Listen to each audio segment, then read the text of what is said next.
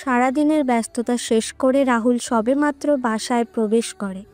আজকে অফিস থেকে ফিরতে ফিরতে রাহুলের সন্ধ্যা গড়িয়ে রাত গড়িয়ে 12:10 বেজে যায়। রাহুল বাসায় প্রবেশ করে কাউকে দেখতে পায় না। রাহুল কাউকে দেখতে না পেয়ে রাহুল সবাইকে ডাক দিল, কিন্তু কারো কোনো সাড়া শব্দ পাওয়া যাচ্ছে না। আর বাসাটা পুরো অন্ধকার হয়ে আছে। রাহুল সুইচ বোর্ডে সুইচ দিয়ে দেখতে পায়, কিন্তু লাইট জ্বলছে না। কোনো উপায় না পেয়ে যেই রাহুল মোবাইল বের করে লাইট চালাতে যাবে, তখনই বাসার সকল লাইট জ্বলে ওঠে। সাথে বাসার সবাই বের হয়ে আসে আর রাহুলকে বলে, শুভ জন্মদিন ভাইয়া। শুভ জন্মদিন রাহুল ভাইয়া। শুভ জন্মদিন বাবা। রাহুল সবাইকে দেখে অনেক খুশি হয়। রাহুল মুনকে কোলে নিয়ে মুনের গালে একটা ভালোবাসার পরশ দিয়ে বলে, ধন্যবাদ আমার ছোট মা।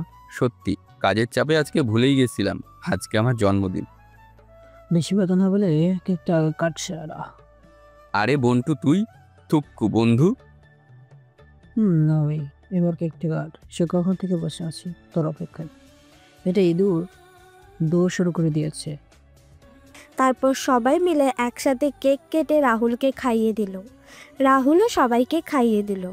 রাহুল সবাইকে আসছি বলে একটা রুমের সামনে চলে যায়। সেখানে গিয়ে রাহুল ছবির সামনে দাঁড়িয়ে বলে, বাবা আপু মিষ্টি, আজকে তোমাদের ছাড়া 10টি বছর কাটিয়ে দিলাম। তোমাদের আজকের দিনটাতে খুব মিস করছি। তোমরা যদি থাকতে তাহলে কতই না ভালো হতো।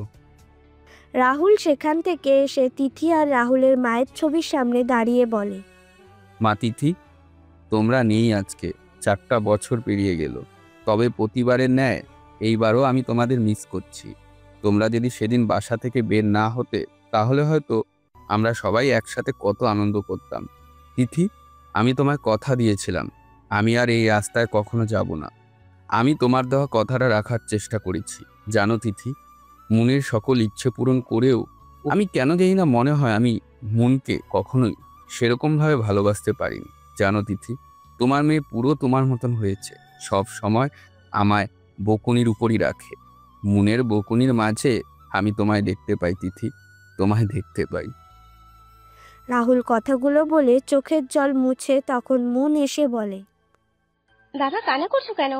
তুমি না বলেছো কান্না করলে মা দাদু দাদা সবাই কষ্ট পাবে?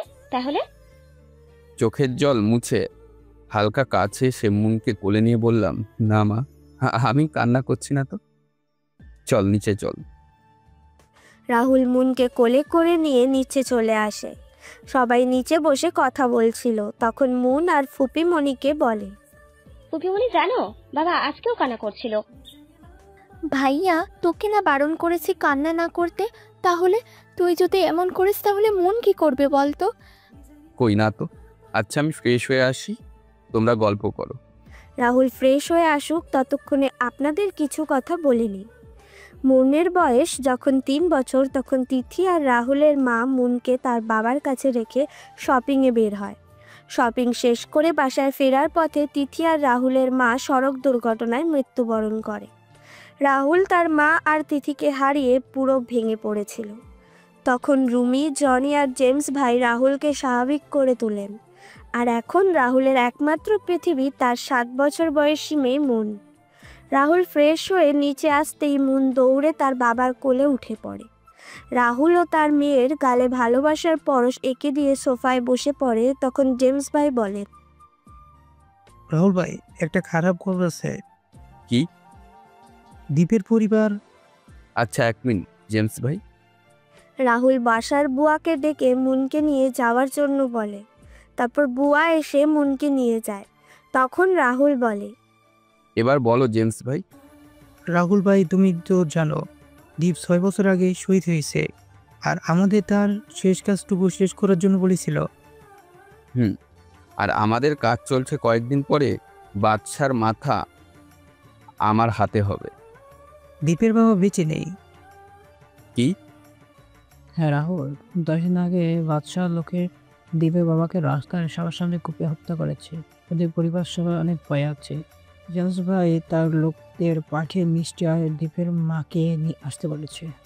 সেটা তো ভালোই হয়েছে। রাহুল, আরেকটা খারাপ খবর আছে। আর কি ভাই?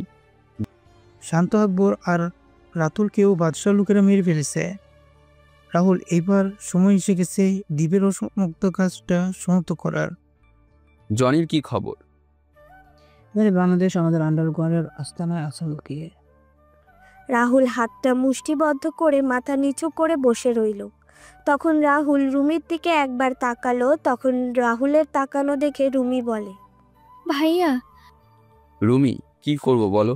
আমি যে তিথিকে কথা দিয়েছিলাম যে ভাইয়া পৃথিবীতে শান্তি ফিরিয়ে আনার জন্য, শয়তানকে ধ্বংস করার জন্য আগের রূপে যে তোকে ফিরতেই হবে। তোর ছোট ভাইয়ের মৃত্যুকে তুই বৃথা যেতে দেবি? অপরিচিত একটা ছেলে, অপরিচিত একটা পরিবার তোকে তাদের বড় ছেলে বলে মনে করে। তুই তাদের শেষ আশাটা পূরণ করবি না? যে আর যে মানুষের কথা চিন্তা করতো, আজকে সেই আর যে এত কিছু জানার পরে চুপ থাকবে? রাহুল চলে যায় তার পুরাতন একটা রুমে, যেখানে 4 বছর আগে সকল কিছু তালাবদ্ধ করে রেখেছিল।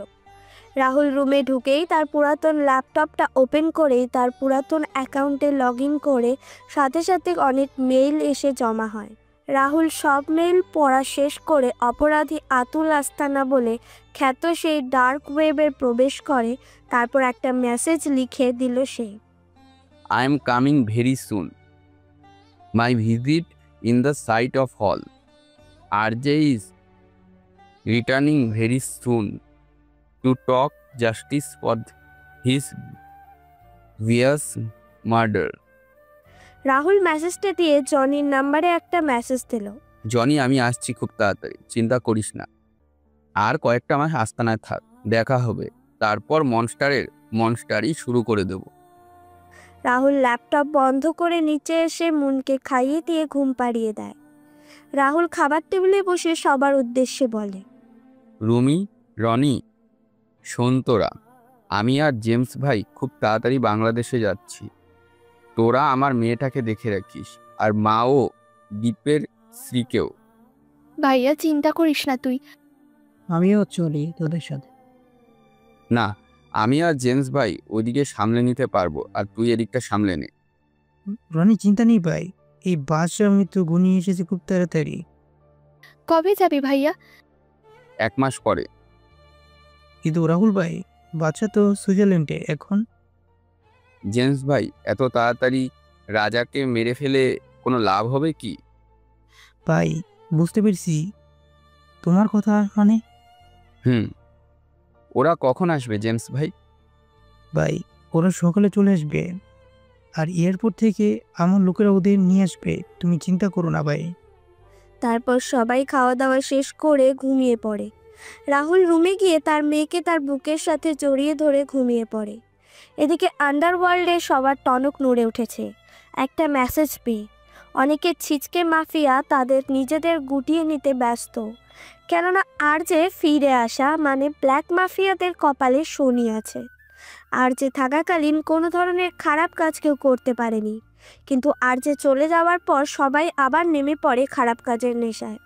তখন এই ব্ল্যাক প্যান্থার নামক এক মাফিয়া বাদশাকে কল দিয়ে জানিয়ে দেয়। তখন বাদশা হাসতে হাসতে বলে, আরে ব্ল্যাক প্যান্থার আরজে এই সুইজারল্যান্ডে আসতে পারবে কি? সুইজারল্যান্ডে আসার আগেই ওকে এই দুনিয়া থেকে সরিয়ে দেব। তুই চিন্তা করিস না, আরজে ফিরলেও আমাদের কোনো কাজে সে বাগার দিতে পারবে না, উল্টো মারা পড়বে। কথা বলে বাদশা ফোন কেটে দেয়। এদিকে মিষ্টি আর দীপের মা বারবার লোকেদের বলছে তাদের এভাবে কোথায় নিয়ে যাওয়া হচ্ছে, কিন্তু লোকেরা একটাই কথা বলছে, তারা জেমস ভাইয়ের কথায় তাদের লন্ডন নিয়ে যাচ্ছে। দীপের মৃত্যুর পর মিষ্টি অনেকটা ভেঙে পড়ে আর চুপচাপ হয়ে যায়। পরের দিন সকালে রাহুলের ঘুম ভাঙে মুনের ধাক্কাধাক্কি আর চিৎকার শুনে। মুন বলছে, বাবা, ও বাবা, আরে ও বাবা, উঠছো না কেন? নিচে দেখবে চলো, কারা যেন আসছে। মুনকে জড়িয়ে ধরে বললাম, মাম্মা, বাবা একটু ঘুমায়, পরে কথা বলবো। না, তাহলে আমি এখন চলে যাব, আর কথা বলবো না কখনো তোমার সাথে। তুমি আমায় ভালোবাসো না, আমি গেলাম। আমি মুনকে কোলে বসিয়ে বললাম, কোথাও যেতে হবে না আমার মাম্মাম, আমি তো উঠে পড়েছি, তুমি বসো, আমি 5 মিনিটের ভিতর ফ্রেশ হয়ে আসছি। রাহুল ফ্রেশ হয়ে এসে মুনকে কোলে নিয়ে নিচে নেমে এসে মুনকে সকালে নাস্তা খাইয়ে তার লোক দিয়ে স্কুলে পাঠিয়ে দেয়। তারপর রাহুল সবার সাথে গিয়ে বসে রাহুলকে দেখে দীপের মা কান্না করতে থাকেন। তখন রাহুল দীপের সামনে গিয়ে বলেন, মা, তুমি কান্না করছো কেন বলো তো? কান্না ছাড়া আমার কোনো উপায় আছে কি? 6 মাস আগে আমার ছেলেকে হারিয়ে ফেললাম, আর 10 দিন আগে নিজের স্বামীকেও হারিয়ে ফেললাম। আমি মায়ের হাতে আমার হাত রেখে বললাম, আমায় নিজের ছেলে বলে যদি মনে করে থাকো তাহলে আজকে থেকে আর কান্না করবে না। এখন থেকে তোমরা হাসবে আর কান্না করবে ওই বাদশা। তোমরা ওই ছেলের উপর একটু বিশ্বাস রাখো মা, আমি সব কিছু ঠিক করে দেব। আমি তোমার নিজের ছেলে না হতে পারি, তবুও তো মা বলে ডাকি তোমার। এ কি বলছিস বাবা তুই? তোকে আর দীপকে কি কখনো অন্য নজরে দেখেছি? কিন্তু আমায় দেখেছো, তাই তো ছেলে আসতেই ছেলের সাথে কথা বলা শুরু করে দিয়েছো, আর আমি যেখানে বসে আছি সেটা তো ভুলেই গেছো। আরে পাগলি, তুই আমার মা রে। সবাই কথা বলছিল, তখন রাহুলের চোখ পড়ে মিষ্টির দিকে। তখন রাহুল রুমিকে ইশারা করে বলে কথা বলার জন্য। রুমি ইশারা বুঝতে পেরে মিষ্টির পাশে বসে মিষ্টিকে জড়িয়ে ধরে বলে, আরে ভাবি, মন খারাপ করে আছো কেন তুমি? কই না তো, আমি তোমাদের কথা শুনছিলাম। মিথ্যা বলছো তুমি ভাবি। তখনই জেমসের ফোন বেজে ওঠে। জেমস ফোন রিসিভ করে চিৎকার করে বলে, আচ্ছা, আপনি আমায় ভাবি বলছেন কেন? আমি তো আপনার থেকে বয়সে অনেক ছোট। তুমি আমার ছোট ভাইয়ের বউ, তাই তুমি আমার ভাবি হও। আচ্ছা। সবাই তখন কথা বলছিল, তখনই জেমসের ফোন আসে। জেমস ওপাশের কথা শুনে চিৎকার দিয়ে বলে ওঠে, কি বলছিস কি তুই? আচ্ছা, আমি দেখছি, ফোন রাখ। জেমস তাড়াতাড়ি করে টিভি অন করে। টিভি অন করে নিউজ চ্যানেলে নিউজ দেখে। সবাই চোখ বড় বড় করে তাকিয়ে আছে। তখন রনি বলে, এই বাচ্চা কি করতে চাই কি? বাদশা, প্লে দ্য মাইন্ড গেম। সজীব আর সুমন ছিল দীপের ডান হাত, আর বাম হাত সজীব আর সুমনও বেঁচে নেই। এই বাদশা কি করতে চাইছে কি? এভাবে নিরপরাধ মানুষকে হত্যা করছে কেন? খালাম্মা, সে চাইছে দ্বীপে রেখে যাওয়া কোনো প্রমাণ যাতে রাহুলের হাতে না পড়ে। কিন্তু বাদশাহ বলে গেছে আর্যের ক্ষমতা সম্পর্কে। বাদশাহ এটা জানে না ঘুমন্ত বাঘের ঘুম ভাঙিয়ে সে কত বড় ভুল করেছে। আর কয়েকদিন পরেই সে বুঝতে পারে। আচ্ছা, এসব কথা পরে হবে। রুমি, তুই মায়েদের রুমটা দেখিয়ে দে। রনি আর রুমি, মুনকে স্কুল থেকে নিয়ে আসিস। আমি আর জেমস ভাই কিছু কাজে একটু বাইরে বিজি থাকবো। আর মা, তোমাদের এখানে কোনো সমস্যা হবে না, তোমরা নিশ্চিন্তে থাকতে পারো। তারপর রাহুল নিজের রুমে গিয়ে রেডি হয়ে নিচে এসে নাস্তা করে বেরিয়ে পড়ে জেমসকে নিয়ে। কিছু দূর আসার পর রাহুল জেমসকে বলে, জেমস ভাই, ডাক্তারের কাজ করতে পারবে তো? কেন? পারবে কি না বলো। তুমি সাথে থাকলে পারবে। তোমায় এসব পোশাক ছেড়ে আন্ডার পরে থাকতে হবে। কি আন্ডারওয়ার্ল্ডের মাফিয়া আন্ডারওয়ার্ল্ড পরে ঘুরবে? এটা মেনে নেওয়া যায় না। আর যে তাও বাংলাদেশি হাসপাতালে তো অনেক মহিলাও আছে। না বাবা, আমি পারবো না। মাত্র কয়েক মাসের ব্যাপার জেমস ভাই, প্লিজ প্লিজ রাজি হয়ে যাও। তুমি যদি রাজি হয়ে যাও তাহলে তোমার জন্য। কি আমার জন্য? সেটা বাংলাদেশে গিয়ে বলবো। বলো তুমি রাজি কিনা। কি আর করার, রাজি আমি। আচ্ছা, এখন কোথায় যাচ্ছি আমরা?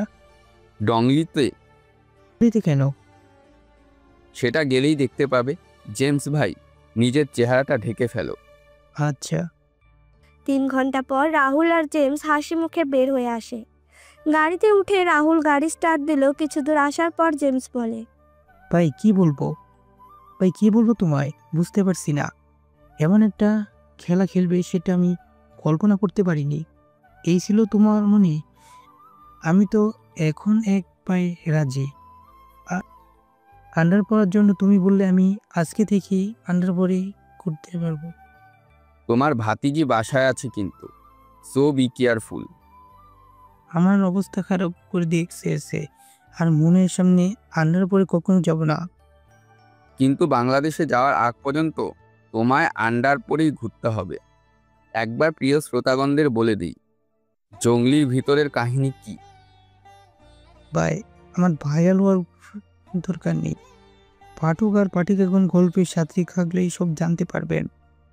বিকাল 3টায় রাহুল আর জেমস বাসায় প্রবেশ করে। বাসায় প্রবেশ করে দেখতে পায় মুন দীপের মা আর মিষ্টির সাথে বসে কথা বলছে। তখন রাহুল মুনের মাথায় হাত বুলিয়ে উপরে চলে যায়। রাহুল আর জেমস ফ্রেশ হয়ে এসে খাবার টেবিলে বসে। রাহুল কয়েক লোকমা খাবার খেয়ে বলে, রুমি, আজকের রান্নাটা কে করেছে রে? মা করেছে। কেন রে বাবা, ভালো হয়নি? অনেক ভালো হয়েছে। সেই কবে মায়ের হাতের রান্না খেয়েছিলাম, আর আজকে খেয়েছি। সেই খাবারের স্বাদ এতদিন পরে পেলাম। তার মানে আমি রান্না করতে পারি না? আমি কখন বললাম? তুই তো এখনই বললি। আমি আরে তুমি বোন, রাহুল ভাই এটা বলতে চাইনি। হয়েছে, তুমি তোমার ভাইয়ের হয়ে কথা বলা বন্ধ করো। একবার তো পারো এই বোনের হয়ে কথা বলতে। রাহুল ভাই, এটা ঠিক না। আমার বোন তোমার জন্য এত কষ্ট করে রান্না করেছে, আর তুমি সেটার কোনো মূল্য দেন না। লে হালুয়া, সবাই এক পক্ষ আর আমি বিপক্ষ। মুনমা, তুমি কার দলে? আমি আমার বাবার দলে। মেয়েটা হয়েছে পুরো বাপের মতো, একদম চালাক শয়তান মেয়ে। তুই আবার আসিস আমার কাছে, তখন বোঝাবো মজা। আমি আমার মিষ্টি আন্টির কাছে থাকবো। দেখ ভাইয়া, তোর মেয়ে কেমন পাল্টিবাজ হয়েছে। সেটাই দেখছি। এগুলো তো মুন তোর কাছ থেকেই শিখেছে। মানে তুই কি বলতে চাইছিস আমাকে? কিচ্ছু না। মিষ্টি আর দীপের মা তাকিয়ে আছে রুমি, রাহুল আর মুনের দিকে। কি সুন্দর করে ভাই বোন ঝগড়া করছে। তখন রাহুল দীপের মাকে উদ্দেশ্য করে বলে ওঠে, মা, তোমরা রেডি হয়ে নাও, একটু পরে বের হব। কোথায় যাবি? বিকেলে সবাইকে নিয়ে ঘুরতে যাব। রাহুল খাওয়া দাওয়া শেষ করে মুনকে নিয়ে তার রুমে চলে যায়। রুমি রান্নাঘরে সবকিছু গুছিয়ে রাখছিল, তখন মিষ্টি রুমির পাশে দাঁড়িয়ে বলে, আপু একটা কথা জিজ্ঞেস করবো? আরে অনুমতি নিচ্ছ কেন তুমি? বলো কি বলবে। আচ্ছা, মুনের মা বেঁচে নেই। তোমার ভাই কি আর বিয়ে করেননি? না, আমরা ভাইয়াকে বলেছিলাম, কিন্তু ভাইয়া রাজি হয়নি। তখন ভাইয়া একটা কথা বলেছিল আমাদের। কি কথা বলেছিলেন উনি? ভাইয়া বলেছিল আবেগ দিয়ে ভালোবেসেছিলাম একজনকে, সে চলে গেছে। তারপর বিবেক দিয়ে বিয়ে করেছিলাম আরেকজনকে, সেও চলে গেছে। এখন আমার আবেগ আর বিবেকের মৃত্যু হয়েছে। এখন যা আছে তা আমার মেয়ে মুনের জন্য। তাই তোরা আমায় আর এই বিয়ে নিয়ে কোনো কথা বলবি না। সেদিনের পর থেকে আমরা আর এমন কথা কখনো বলিনি। মুনের জন্য ভাইয়াই ওর বাবা মা। আপু, মুনও তার বাবা বলতে পাগল।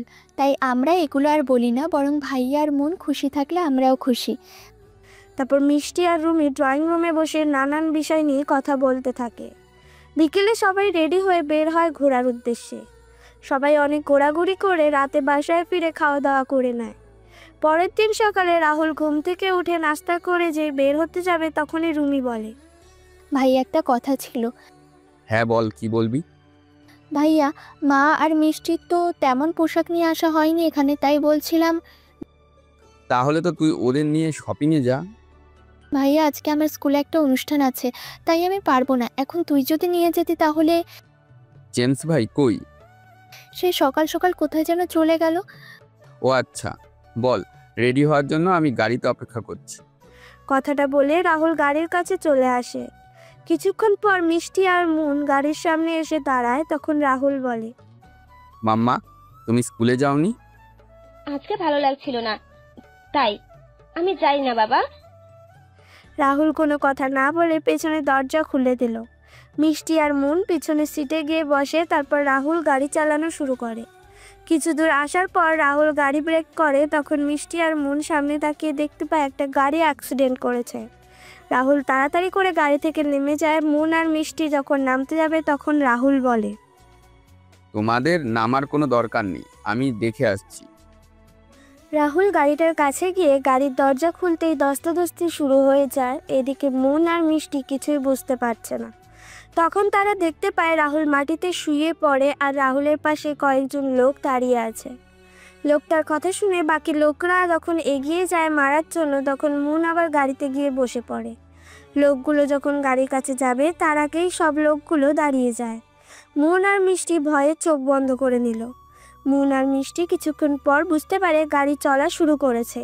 দুজনেই ভয়ে ভয়ে চোখ খুলে সামনে তাকিয়ে দেখে গাড়ির বাসার সামনে এসে থেমেছে। তারপর রাহুল মুন আর মিষ্টিকে নামিয়ে দিয়ে বলে, মুনকে নিয়ে রুমে যাও। কিন্তু আপু। মুনকে নিয়ে ভিতরে যাও। মুন ভয় পেয়ে আছে, যাও ভেতরে যাও। মিষ্টি কিছু বলার আগে রাহুল গাড়ি পার্কিং করে বাসার ভেতরে চলে যায়। রাহুল গিয়ে সোফায় বসে পড়ে। তখন রুমি বের হচ্ছিল তার রুম থেকে। রাহুল বুকে হাত দিয়ে বসে আছে দেখে রুমি এগিয়ে আসে। ভাইয়ার দিকে এগিয়ে যেতেই ভাইয়া হাত দিয়ে কি যেন আড়াল করার চেষ্টা করছিল। তখন আমি ভাইয়ার হাত সরিয়ে দেখতে পেলাম ভাইয়ার বাম হাতে গুলি লেগেছে। তখন ভাইয়াকে বললাম, ভাইয়া এটা কি করে হলো? তুই না একটু আগে বের হয়েছিলি, তাহলে এটা হলো কি করে? আরে এটা তেমন কিছু না রে। আপু আসলে রাস্তায়। তোমাকে না বললাম চুপ থাকতে? কিছুক্ষণ পর দীপের মাও নিচে আসেন রুমির কান্নার শব্দ শুনে। নিচে এসে দেখতে পান রাহুলকে ঘিরে মিষ্টি আর রুমি বসে আছে। তিনি নিচে এসে দেখতে পান রাহুলের সাদা শার্ট রক্তে লাল হয়ে গেছে। তখন তিনি বলেন, কিরে রাহুল, এটা কি করে হলো? আর তুই এখানে কেন? ডাক্তারের কাছে যেতে পারিসনি? মিষ্টি কি হয়েছে রে? মিষ্টি, তুই রাহুলকে হাসপাতালে নিয়ে যেতে পারতি তো। মা, আমি অনেকবার বলেছিলাম কিন্তু উনি আমার কথা শোনেননি। আরে মা, তেমন কিছু হয়নি, সামান্য একটা গুলি লেগেছে তো। ভাইয়া যদি বুকে লাগতো তাহলে কি হতো বুঝতে পারছিস? আরে লাগেনি তো। মিষ্টি, ওই টিভির পাশে ফার্স্ট এড বক্স আছে, ওটা নিয়ে এসো আর আমি গরম পানি নিয়ে আসছি। রুমি, তুই দ্বীপের পাশে বস, আমি নিয়ে আসছি। রুমি তখন রনি আর জেমস ভাইকে কল দিয়ে রাহুলের গুলি লাগার ব্যাপারটা জানিয়ে দেয়। এদিকে রুমি আর মিষ্টি মিলে রাহুলের রক্ত মুছে জায়গাটা পরিষ্কার করেছে। তখন রনি আর জেমস ভাই বাড়িতে ডাক্তার নিয়ে প্রবেশ করে। ডাক্তার এসে রাহুলের গুলি বের করে ব্যান্ডেজ করে কিছু মেডিসিন লিখে দেয়। জেমস ভাই তার লোককে পাঠিয়ে মেডিসিন আনিয়ে নেন। তারপর ডাক্তার চলে যায় রাহুলকে ঘুমের ইঞ্জেকশন দিয়ে। সবাই রাহুলের পাশে বসে আছে। তখন মুন নিচে আসছে দেখে মিষ্টি মুনকে নিয়ে রুমে চলে যায়। তখন দীপের মা বলেন, জেমস, আমি চাই না আমাদের জন্য রাহুলের কোনো ক্ষতি হোক। আমি আমার ছেলে আর স্বামীকে হারিয়েছি, কিন্তু এখন এক মেয়ের কাছ থেকে তার বাবাকে কি করে কেড়ে নিই? মুনের জন্য এক রাহুল, তার বাবা মা। আমি পারবো না এই বাচ্চা মেয়েটাকে অনাথ করতে। তার চেয়ে আমরা বাংলাদেশে ফিরে যাব, আমাদের সাথে যা হবার হবে। খালাম্মা, কি বলছেন কি আপনি? এখন যদি আপনি এমন কথা বলেন তাহলে বাদশা কিন্তু থেমে থাকবে না। বাদশা তার অত্যাচারের পরিমাণ বাড়িয়ে দিবে। ওই কেউ যদি বাদশাকে থামাতে পারে, সে হলো রাহুল ভাই। তাই বলে একটা বাচ্চার থেকে তার বাবাকে আমি কেড়ে নেব? যে বাচ্চাটা 3 বছর বয়সে নিজের মাকে হারিয়েছে। মুন মেয়েটা এই বয়সে নিজের মায়ের সাথে থাকার কথা, কিন্তু সৃষ্টিকর্তা মুনের থেকে তার মাকে নিয়ে নিয়েছেন। আর এখন যদি মেয়েটা তার বাবাকে হারিয়ে ফেলে তাহলে মেয়েটা তো এমনি শেষ হয়ে যাবে। মা, একটা কথা তুমি নিশ্চয়ই জানো, যারা সৎ পথে বা রাস্তায় চলাচল করে তাদের সৃষ্টিকর্তা কখনো অসৎ মানুষের কাছে কখনো হাঁটতে দেন না। আমার ভাইয়ের সৎ পথে থেকে মানুষের সাহায্য করে যাচ্ছে, তাহলে কি করে আমার ভাইয়ের কিছু হবে? তোমার মতো মায়ের দোয়া যখন ছেলের সাথে থাকবে তখন ওই বাদশা কেন, বাদশার কোনো বাপ এলেও আমার ভাইয়ের কিচ্ছু করতে পারবে না। আমার ভাইয়ের ওপর পুরো বিশ্বাস আছে, সে কখনো অন্যায় বা অন্যায়কারীর নিকট পরাজয় স্বীকার করেনি আর করবেও না। আপু, তারপর যদি কিছু হয়ে যায় তাহলে মেয়েটার কি হবে? মেয়েটার দেখাশোনা কি করবে? যদিও কিছু হয়ে যায় আমরা দেখাশোনা করব, আর আমাদের দ্বারা কিছু না হলে তুমি মনের দায়িত্ব নিয়ে নেবে। আমি মানে? বুঝলাম না রুমি তোর কথা। সবাই যখন কথা বলছিল তখন রাহুলের ফোন বেজে ওঠে। জেমস রিসিভ করে হ্যালো বলতে ওই পাশ থেকে কি বলল শুনতে পাওয়া যায়নি। জেমস ফোন রেখে চিৎকার করে বলে ওঠে, তাড়াতাড়ি করেন, রনি টিভি অন করো। জেমসের এমন চিৎকার শুনে সবাই হকচকিয়ে যায়। রনি তাড়াতাড়ি করে টিভি অন করে দেখতে পায় আর্যের বাড়িসহ কয়েকটি আস্তানা গুড়িয়ে দিয়েছে বাদশার লোকেরা। তখন নিউজে দেখতে পায় মাফিয়া কিং আর্যের জন্য বাংলাদেশের সরকার সুইসাইড অর্ডার পাস করেছে। সম্প্রতি কয়েকটি সরকারি সাইটেও সরকারের উচ্চ পর্যায়ের লোকেদের হত্যার হুমকি সহ সাইবার অ্যাটাকের জন্য এমন ঘোষণা করা হয়েছে। খুব তাড়াতাড়ি বিশ্বের সকল গোয়েন্দা সংস্থার কাছে আর্যের সকল প্রমাণ পাঠানো হবে। আর্যের লোকেদের দেখা মাত্রই গুলি করার নির্দেশ দেওয়া হয়েছে। পরবর্তী খবর সবার আগে পেতে আমাদের সাথে থাকুন। এটা কি করে সম্ভব? নিশ্চয়ই বাদশার সাথে সরকার কোনো মন্ত্রী জড়িত আছে, তা না হলে এত তাড়াতাড়ি এমন অর্ডার বের করা সহজ হবে না। বাদশা দেখছি আমাদের থেকে কয়েকজনকে এগিয়ে চলেছে। কিন্তু একটা জিনিস আমার মাথায় ঢুকছে না জেমস ভাই। আমি জানি রনি, তুমি কিছু বলবে। তাহলে বল। বাচ্চা জানে আমরা লন্ডন এসি, তারপরেও কেন আমাদের ঠিকানা বলবো না? ভাই, কিন্তু বললি না কেন বাচ্চা? এটাই তো, সেটার উত্তর আমি নিজেই খুঁজে যাচ্ছি রনি। সবাই মুখ কালো করে বসে আছে। রাহুলের পাশে এভাবে কেটে যায় 2 ঘন্টা। রুমি আর মা রান্না করছে। মিষ্টি মুনকে তার রুমে ঘুম পাড়িয়ে নিচে এসে রান্নার কাজে হাত দিল। জেমস তার লোকেদের কল দিয়ে বাংলাদেশের পরিস্থিতির খবর নিচ্ছে, সাথে বাদশার সাথে মন্ত্রী পরিষদের কোনো মন্ত্রীর সম্পর্ক আছে সেটা খোঁজার জন্য বলছে। এইদিকে বাদশা একটা ভিডিও দেখে হেসে যাচ্ছে, যেখানে দেখা যাচ্ছে আরজেকে কিভাবে আঘাত করা হচ্ছে। তখন বাদশা তার লোকেদের উদ্দেশ্য করে বলে, এই তোরা এই গ্যাংয়ের খোঁজ নে, আমার দলে এই লোকগুলোকে আমি চাই। তোরা গিয়ে এদের খোঁজ নিয়ে আয়। এদের খুঁজতে যা টাকা পয়সা লাগবে সব কিছু আমি দিব, তবুও আমার এদের চাই চাই। এদের মতো হিংস্র লোক তো এতদিন ধরে খুঁজে যাচ্ছিলাম। যাক, ফাইনালি এদের দেখা পেয়ে গেলাম। আমি খুব তাড়াতাড়ি এই আন্ডারওয়ার্ল্ডের রাজত্ব করতে চেয়েছি। এদের দিয়ে আরজে সহ বাকিদের মেরে পৃথিবীর কিং অফ বাদশাহ আমি হব। হা হা হা হা। বাদশার কথা শুনে বাদশার লোকেরা চলে যায়। 2 ঘন্টা পর রাহুলের জ্ঞান ফিরে। রাহুল বাম হাতে কিছুটা ব্যথা অনুভব করে, তারপর খাটের সাথে হেলান দিয়ে বসে। কিছু সময় রেস্ট নিয়ে রাহুল কষ্ট করে একটা টি শার্ট পরে নিচে নেমে আসে। রাহুল নিচে নেমে দেখতে পায় রনি ল্যাপটপে কি যেন কাজ করছে, আর বাকিরা রান্নাঘরে। রাহুল সোফায় বসে টিভি অন করে রুমিকে বলে, রুমি, আমায় একটু কফি দিস তো।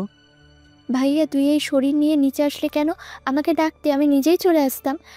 আরে কিচ্ছু হয়নি, এত টেনশন করিস কেন? কিরে রনি, ল্যাপটপে কি কাজ করছিস এত মনোযোগ দিয়ে? বাসায় কয়েকটা সিক্রেট ডিভাইস অ্যাক্টিভ করার জন্য অর্ডার দিচ্ছি। কেন? জেমস ভাই সোফায় বসতে বসতে রিমোট দিয়ে নিউজ চ্যানেল অন করে বলে। নিউজটা দেখো। রাহুল নিউজটা দেখে কিছু সময় নীরব থেকে সবার দিকে তাকিয়ে বলে ওঠে, রুমি, আমার কফি কোথায়? হ্যাঁ এই তো নিয়ে আসছি। কিরে রাহুল, কি নিউজটা দেখে স্বাভাবিক হয়ে আসিস যে? তো কি করব আমি? রাহুল ভাই, তুমি বুঝতে পারছো না কেন কয়েকদিন পর তোমার গ্রেফতার করার জন্য ইন্টারপোলকে দায়িত্ব দেওয়া হবে? রুমি, আজকে রান্নার আইটেম কি কি রে? রাহুল, তুই আমাদের কথাগুলো কেন সিরিয়াসলি নিচ্ছিস না কেন? যেখানে সময় কিছু একটা হয়ে যাবে কিন্তু। কিরে উর্মি, কি বলছে আমি শুনতে পাস না তুই? খিচুড়ি, ইলিশ মাছ ভাজা আর খাসির মাংস। ও আচ্ছা, আজকে কেন জানি বিরিয়ানি খেতে ইচ্ছে করছে। তুই বিরিয়ানি রান্না করতে পারিস? আচ্ছা করছি। রনি রেগে দাঁড়িয়ে চিৎকার করে বলে ওঠে, জেমস ভাই, রাহুল কি পাগল হয়ে গেছে? আমি আর তুমি রাহুলকে কি বলছি আর রাহুল কি বলছে তুমি শুনতে পাচ্ছ? রনি শান্ত হই, আমি কথা বলছি রাহুল ভাইয়ের সাথে। রাহুল ভাই, তুমি নিউজটা শুনে কোনো রিয়াকশন করছো না কেন? এটা আমি বুঝতে পারছি না। যার হাতে কিছু নেই তার হাতে শুধু সময় আছে, সেটাই হলো আমার মূল অস্ত্র। রাহুল কথাটা বলে সেখান থেকে চলে যায়। রনি সহ বাকি সবাই রাহুলের যাওয়ার দিকে তাকিয়ে আছে। তখন রনি বলে, কবিদের কথা তুলাই কি বলে গেল যা আমাদের মাথার উপর দিয়ে গেল। হয়তো আমি বুঝতে পেরেছি রাহুলের কথার মানে, তবে আমার সব কিছু কেমন জানি রহস্য মনে হচ্ছে। জেমস ভাই কি বলছো? আমি কিছুই বুঝতে পারছি না তোমাদের কথা। পুরোটা বলতে পারবো না, তবে এটা বলতে পারি রাহুল ভাই যে কাজটা করেছে নিশ্চয়ই সেটার জন্য সে কোনো পদক্ষেপ গ্রহণ করবে না। এই খেলার সমাপ্তি হবে অনেক ভয়ঙ্কর। রাহুল রুমে গিয়ে তার সেই পুরাতন রুমে চলে যায়। তারপর ল্যাপটপটা ওপেন করে দীপের পাঠানো সকল ইনফরমেশনগুলো ভালো করে চেক করতে থাকে। হঠাৎ কয়েকটা জায়গার ছবি দেখে সাথে কয়েকটা ব্যাংক অ্যাকাউন্টের নাম দেখে রাহুল তো পুরো অবাক। রাহুল তার নিজের তৈরি করা ডার্ক ওয়েবে প্রবেশ করে, তারপর সে অ্যাকাউন্টগুলোর নাম ও অ্যাকাউন্ট নাম্বার দিয়ে কিছু সময় অপেক্ষা করতে থাকে। কিছু সময় পর রাহুলের কাছে কয়েকটা মেইল আসে। রাহুল সেগুলো পড়ে হাসতে শুরু করে। তারপর রাহুল কাজ শুরু করে দেয়। 30 মিনিট পর রাহুল বাংলাদেশের সেনাবাহিনীর সাইবার সাইট CYBDতে কিছু ডকুমেন্টস সাথে আমেরিকার সাইবার সাইট AMCSেও কিছু ডকুমেন্ট পাঠিয়ে দেয়। রাহুল বাংলাদেশের সাইবার সাইটে একটা মেসেজও পাঠিয়ে। মেসেজটা এমন ছিল, the monster return with a fearsome. Wait for the new travel situation Bangladesh. Rahul তারপর আন্ডারওয়ার্ল্ডের ডার্ক ওয়েবে প্রবেশ করে, তারপর পুরাতন অ্যাকাউন্ট থেকে একটা মেইল করে। মেইলটা এমন ছিল: RJ the monster is coming back very soon. I am coming to take back everything, my friend. Be ready. Rahul room থেকে বের হয়ে নিজের রুমে গিয়ে ফ্রেশ হয়ে নিচের সে সবার সাথে কথা বলছে। তখন রাহুল দেখতে পায় রনি তার দিকে রেগে আছে। তখন রাহুল রনির কাছে গিয়ে বলে, রেগে আছিস আমার উপরে তুই? শালা ঢং করবি না একদম। আমি তোর শালা হই না, আমি তো সম্বন্ধী হইব। রাহুল ভাই কি করবে? কিছু চিন্তা করলে কি? অনেক কিছু চিন্তা করলাম জেন্স ভাই। কি কি? বাংলাদেশে যাওয়ার তারিখ এগিয়ে নিচ্ছি, আর আমরা কালকে বাংলাদেশে যাচ্ছি। আর তুমি? কিন্তু বাংলাদেশে তো তোমার দেখা মাত্রই গুলি করার অর্ডার আছে। সেটা তো কালকে গেলেই দেখতে পাবে। আমায় গুলি করে না, সম্মান জানাতে আসে এয়ারপোর্টে। মানে আজকে তুই শুধু রহস্যময় কথা বলে যাচ্ছিস কেন? কারণ আই লাভ মাইন্ড গেম, আর বাকিটা না হয় সময় এলেই দেখতে পাবি। তারপর সবাই মিলে খেতে বসে আর মিষ্টি মুনকে খাইয়ে দিচ্ছে। তখন রাহুল বলে, মা, রুমি, তোমরা সবাই মিলে আমার মেয়েটাকে দেখে রাখবে। আর রনি, তুই সবার খেয়াল রাখবি। আর তোমাদের নিরাপত্তার জন্য বাসার চারিপাশে আমার লোক থাকবে। তোমরা যদি কোথাও বাইরে যাও তাহলে আমার লোককে নিয়ে যাবে, কেমন? তোর সব লোককে তো বাচ্চা শেষ করে দিয়েছে। রনি, তুমি এতদিনও রাহুল ভাইকে যারা ভাইয়ের মাইন্ড পড়তে পারোনি। সব প্ল্যান 1 2 3 ব্যবহার করে। তবে এটা আমি জানতাম না, কয়েকদিন হল জানতে পেরেছি। খাওয়া দাওয়া শেষ করে আমি মুনকে নিয়ে যেই রুমে যাব তখনই মিষ্টি বলে উঠল, বলছিলাম কি, মুন আজকে আমার সাথে আমার রুমে থাকুক। মুন, মাম্মা কি করবে তুমি? বাবা, আজকে আন্টির সাথে থাকি আমি, প্লিজ বাবা, প্লিজ। হালকা হেসে বললাম, আচ্ছা মাম্মা। এই বলে মুনের গালে একটা ভালোবাসার পরশ এঁকে দিয়ে আমি আমার রুমে এসে ঘুমিয়ে পড়ি। এদিকে আমেরিকার হোয়াইট হ্যাকাররা আর্যের পাঠানো সবকিছু পর্যবেক্ষণ করে তাদের ঊর্ধ্বতন কর্মকর্তাদের জানিয়ে দেয়। বাংলাদেশের সাইবার আর্মি সেগুলো দেখে তারা তাদের কাজে নেমে পড়ে। বাংলাদেশ সাইবার আর্মি সকল কিছু পর্যবেক্ষণ করে রাত 10টায় সাইবার আর্মির প্রধান সেগুলো নিয়ে রাষ্ট্রপতির সাথে দেখা করেন আর বলেন, স্যার, আজকে আমাদের সাইটে কিছু ডকুমেন্টস আসছে, তারপর আমরা সেগুলো পর্যবেক্ষণ শুরু করি। সব কিছু আপনি দেখলে বুঝতে পারবেন। রাষ্ট্রপতি সকল কিছু ভালো করে পর্যবেক্ষণ করে বলেন, সব কিছু দেখলাম, কিন্তু এখন কিছু করা যাবে না। এখন পরিস্থিতি যেরকম আছে সেরকমই থাক। স্যার, আমিও প্রথমে খুব একটা আমলে নেইনি, তবে আমার জানতে ইচ্ছে হচ্ছিল কার এমন সাহস হলো আমাদের সাইট ব্রেক করে আমাদের ডকুমেন্ট পাঠাবে। তখন আমি আমার দলের সবাইকে ওই মেইলের অ্যাড্রেসটা বের করতে বলি, কিন্তু তখনই সাইবার ইউনিটের প্রধানের দিকে রাষ্ট্রপতি তাকিয়ে বলেন, কি হলো তারপর? স্যার, এই মেইলের কোনো অ্যাড্রেস বের করতে পারিনি। আমরা যতই চেষ্টা করেছিলাম ততই আমাদের সিস্টেম ক্র্যাশ হয়ে যাচ্ছিল। তারপর কম্পিউটার স্ক্রিনে ভেসে ওঠে 6 বছর আগে সেই লেখা। রাষ্ট্রপতি সাইবার ইউনিটের প্রধানের কথাগুলো শুনছিলেন আর তার চেহারার দিকে তাকাচ্ছিলেন। তিনি দেখতে পেলেন সাইবার ইউনিটের প্রধানের চেহারায় ভয়ের ছাপ স্পষ্ট। তখন রাষ্ট্রপতি বলেন, কি লেখা আর তুমি ভয় পাচ্ছ কেন? স্যার, আমি আপনাকে দেখাচ্ছি। লেখাগুলো ছিল, the monster returns with a fearsome from no one has seen before. Wait for the new terrible situation Bangladesh, RJ। তারপর সাইবার ইউনিটের প্রধান এই লিস্টে থাকা নামে ব্যক্তিদের গ্রেপ্তার করার অনুমতিপত্রে রাষ্ট্রপতির স্বাক্ষর নিয়ে নেন। রাত 12টায় সবাইকে গ্রেপ্তার করে তুলে দেওয়া হয় সেনাবাহিনীর কমান্ডো ইউনিটের কাছে।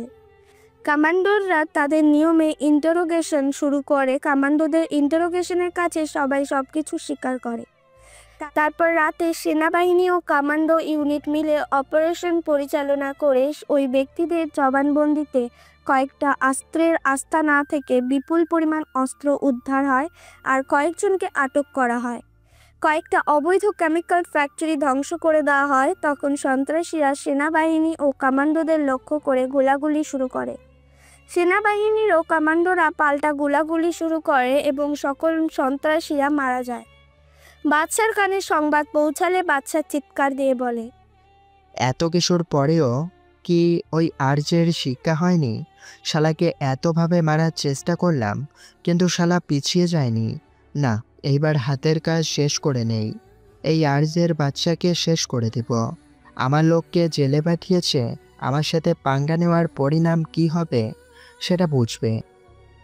কথাগুলো বলে বাদশা তার সামনে থাকা কাচের টেবিলটা লাথি দিয়ে ভেঙে ফেলে। বাদশার লোকেরা সেটা দেখে কয়েক পা পিছিয়ে যায়। তারপর বাদশা রুম থেকে বের হয়ে চলে যায় তার আস্তানায়। পরের দিন সকালে রাহুল ঘুম থেকে উঠে নাস্তা করার জন্য নিচে চলে আসে। বাকি সবাই আগে থেকেই বসেছিল।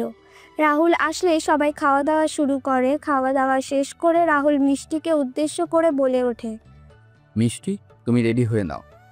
তোমার কি কি জিনিস আছে সেগুলো কিনে নিবে। ভাইয়া তুই এই শরীর নিয়ে বের হবি? কেন? আমি তো ঠিকই আছি। না, আমার লাগবে না, এখন আর বের হওয়ার কোনো দরকার নেই, আর আপনি বরং রেস্ট নেই। দেখো, আমি বেশি কথা বলা পছন্দ করি না, তাই বেশি কথা না বলে রেডি হয়ে নাও। রাহুল কথাগুলো বলে চলে যায়। সেখান থেকে তখনই রুমি মিষ্টিকে উদ্দেশ্য করে বলে ওঠে, মিষ্টি যাও গিয়ে রেডি হয়ে নাও, ভাইয়া যা বলে তার কথা নচ্চর হয় না। আপু কিন্তু উনি তো, সেটা ভাইয়া জানে। যা মা, রেডি হয়ে নে। মিষ্টি চলে যায় তার রুমে। রাহুল রেডি হয়ে নিচে এসে মুনের সাথে কথা বলছে, তখন মিষ্টি নিচে চলে আসে। রাহুল মিষ্টি থেকে একবার তাকিয়ে চলে যায় বাইরে। তারপর মিষ্টিও চলে যায় রাহুলের পেছন পেছন।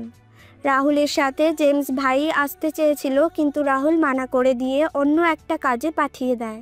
মিষ্টি গাড়িতে এসে যেই সামনের সিটে বসে, রাহুল গাড়ি চালানো শুরু করে।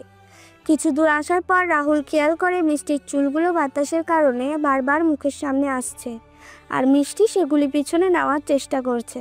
রাহুল মিষ্টির থেকে তাকিয়ে আছে এক দৃষ্টিতে, আর মিষ্টি বাইরের দৃশ্য উপভোগ করছে মন খুলে। সাথে বাতাসে উঠতে থাকা অবাধ্য চুলগুলো কানের পেছনে গুছে যাচ্ছে মিষ্টির। হঠাৎ করে রাহুল গাড়ির গতি কমিয়ে নেয়। তখন রাহুল মিষ্টির দিকে ঝুঁকে মিষ্টির চুলগুলো বেঁধে দিল। আচমকা হাওয়াতে মিষ্টি আর রাহুলের চোখাচোখি হয়ে যায়। দুজন দুজনের দিকে কিছু সময় এক দৃষ্টিতে তাকিয়ে থাকে। হঠাৎ গাড়ির হর্ন শব্দ ধ্যান ভাঙে দুজনের। রাহুল তার সিটে বসে পড়ে। মিষ্টিও কিছুটা সরে বসে রাহুলের থেকে। রাহুল বিষয়টা বুঝতে পেরে বলে ওঠে, আই এম সরি। রাহুলের দিকে একবার তাকিয়ে মিষ্টি আবার সামনে থাকায় রাহুলও গাড়ি চালানো শুরু করলো। কয়েক মুহূর্ত পর গাড়ি এসে থামে লন্ডনের বিখ্যাত শপিং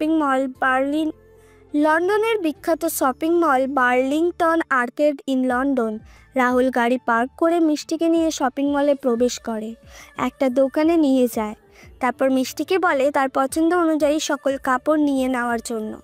মিষ্টি দোকানের ভেতর ঘুরে ঘুরে দেখতে লাগে। তখন রাহুল দুজন লোকের ওপর নজর পড়ে, যাদের হাতে একটা ছোট্ট লাগেজ। রাহুল লোকগুলোর দিকে তাকিয়ে একটা মুচকি হাসি ফুটিয়ে তোলে। মিষ্টিকে উদ্দেশ্য করে বলে, মিষ্টি, আপনি কাপড়গুলো দেখুন, আমি আসছি। রাহুল লোকগুলো পিছু নিল। লোকগুলো একটা দোকানে প্রবেশ করে। চারপাশে তাকিয়ে লাগেজটা দোকানের এক কোণে রেখে বেরিয়ে যায়। রাহুল সুযোগ বুঝে লাগেজটা নিয়ে গাড়িতে রেখে গাড়ি লক করে রেখে দোকানে চলে আসে। রাহুল দোকানে এসে মিষ্টিকে উদ্দেশ্য করে বলে ওঠে, হয়ে গেছে তোমার শপিং করা? না মানে কোন কালারটা নেব বুঝতেই পারছি না। নিজের পছন্দের কালারে নিয়ে নিতে পারো না?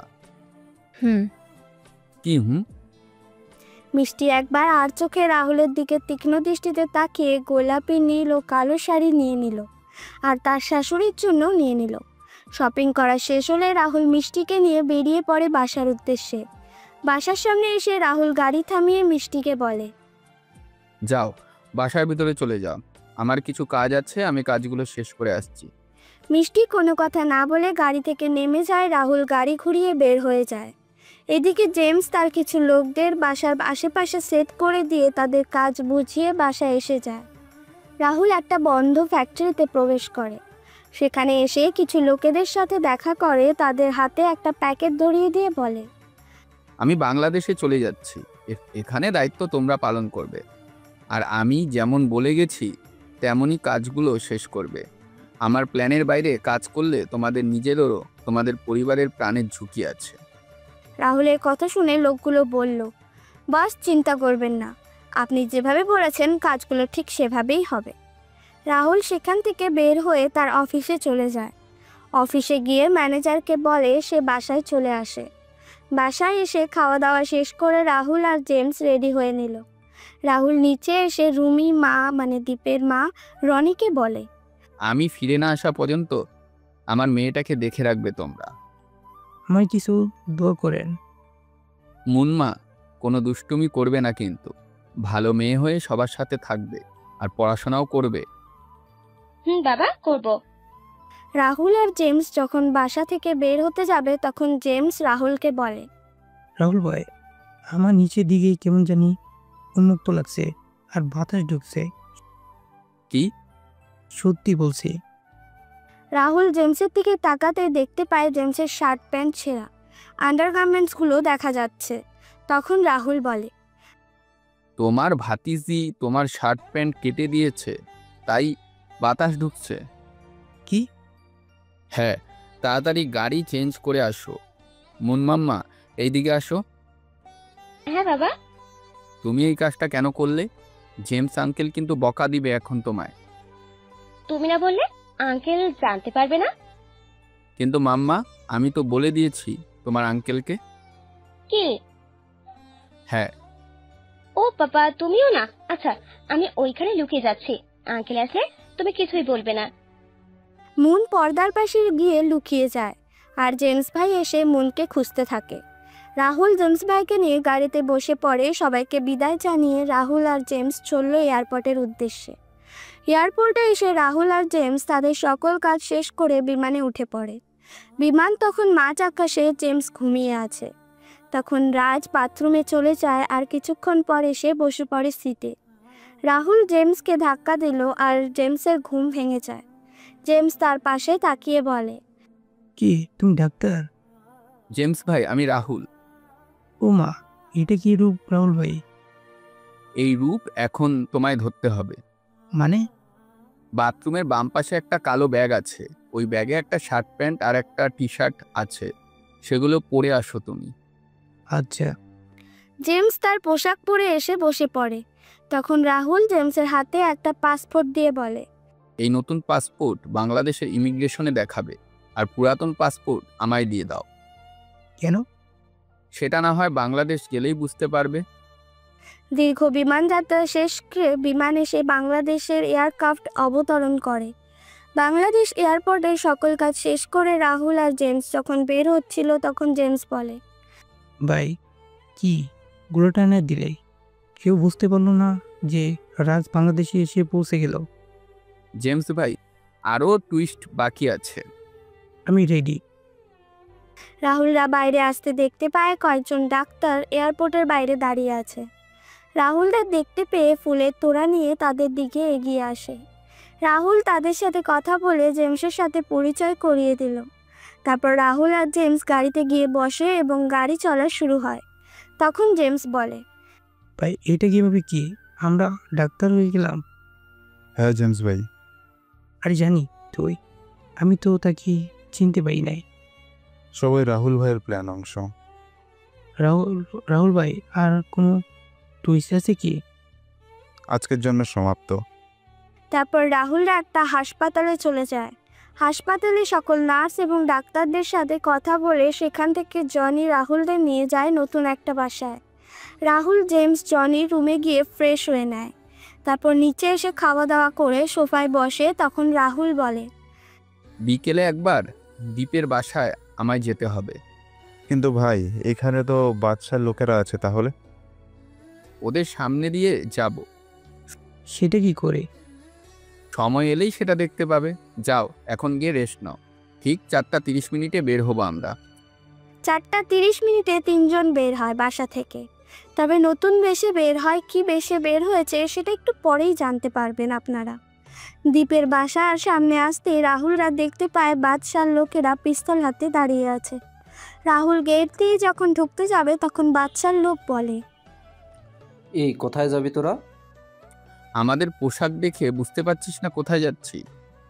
এখানে ইলেকট্রনিক কোনো সমস্যা হয়নি। আরে গাধার বাচ্চা, আমরা ইলেকট্রনিকের লাইন কাটতে এসেছি।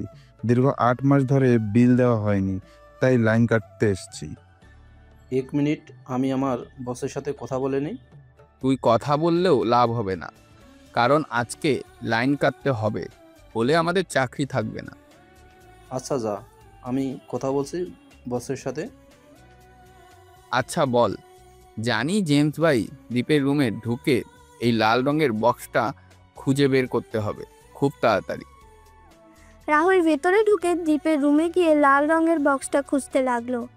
এদিকে বাদশার লোক বাদশাকে কল দিয়ে বলছে, বস, বিদ্যুৎ অফিস থেকে লোক এসেছে দ্বীপের বাসার বিদ্যুৎ বিচ্ছিন্ন করার জন্য। কি? হ্যাঁ বস, বলল 8 মাস ধরে বিল দেওয়া হয়নি, তাই এসেছে ওরা।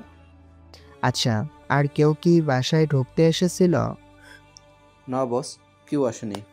শোন, চোখ কান খোলা রাখবি। কেউ যদি বেশি বাড়াবাড়ি করে তাহলে শুয়ে রেখে দিবি। বাদশা কথা বলে ফোন রেখে দিল। রাহুলরা 15 মিনিট খোঁজার পর একটি লাল বাক্স সাথে ল্যাপটপ পায়। বাক্সের ডিজিটাল লক ব্যবহার করা হয়েছে। তারপর সেটার সাথে আনা ইলেকট্রনিক্স বক্সে ঢুকিয়ে দীপের বাসা থেকে বের হয়ে চলে আসে। বাচ্চার লোক অনেকবার তাদেরকে ডেকেছিল, তারা কোনো কথা না বলেই চলে আসে। রাহুলরা বাসায় এসে বক্সটা খুলে দেখতে পায় পাসওয়ার্ড ব্যবহার করা হয়েছে এবং পাসওয়ার্ড ছাড়া এই বক্স ওপেন হবে না। রাহুল তার ল্যাপটপ বের করে দীপের পাঠানো সকল মেল চেক করতে লাগলো এবং একটা মেইলে বক্সের ছবি দেখতে পায়, কিন্তু ছবি ছাড়া বক্সের পাসওয়ার্ড সম্বন্ধে কিচ্ছু বলা হয়নি। রাহুল কি করবে বুঝতে পারছে না। তখন রাহুল দীপের বাসায় পাওয়া ল্যাপটপের অ্যাক্সেসটা নেওয়া শুরু করে। কিছু সময় পর ল্যাপটপের লক খুলে যায় এবং রাহুলের ল্যাপটপটা ভালো করে খুঁটিয়ে খুঁটিয়ে দেখতে থাকে। সব কিছু করেও কাজের কাজ কিছু হয়নি। রাহুল যখন সব কিছু ছেড়ে দিয়ে বসে পড়ে তখন জনি আর জেমসও আশাহত হয়। তখন জেমসের কল আসে। জেমস ফোন রিসিভ করে কথা বলছিল। তখন জেমসের একটা কথা শুনে রাহুলের মাথায় কিছু একটা আসে এবং সে সেই বক্সের ছবিটা হাইলাইট করে এবং একটা লেখা দেখতে পায়। লেখাটা ছিল মাই আইডল আরজে। লেখাটা বক্সের স্ক্যানারে দিলে বক্সটা ওপেন হয়ে যায়। বক্সটা খুলতেই তিনজন তাকায় বক্সের দিকে। তখন রাহুল একটা পেন ড্রাইভ দেখতে পায়। পেন ড্রাইভটা ল্যাপটপের সাথে কানেক্ট করে রাহুল, জনি, জেমস যা দেখলো তাতে তিনজনেরই মাথায় পুরো গরম হয়ে যায়। তখনই জনি বলে, ভাই, বাচ্চা তাহলে এই কাজ করছে সবার আড়ালে? আমি তো এর জন্য বলি, ঢং করে বাদশান্ডার বলতে কি নিজেকেই কেন কুটিয়ে নিচ্ছে। ভাই, এই ভিডিওটা আসার আগে তাহলে আমি বুঝতে পারছেন এতদিন বাচ্চা লোন খালি করেছে, কতজনকে নিশ্চয়ন করে দিয়েছে। ভাই, আমার এগুলো দেখে সহ্য করতে পারছি না। এই ভিডিওগুলো তাদের বাপ মা দেখলে তাদের কি হবে বুঝতে পারছেন আপনি?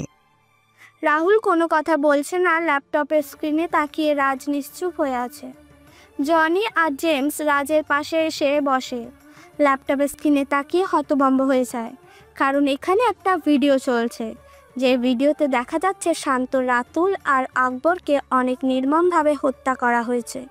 সবশেষে দীপের একটা ভিডিও ছিল যেখানে দীপ বলছে, ভাইয়া আমি জানি আমি হয়তো আজকে মিশন থেকে ফিরে নাও ফিরতে পারি।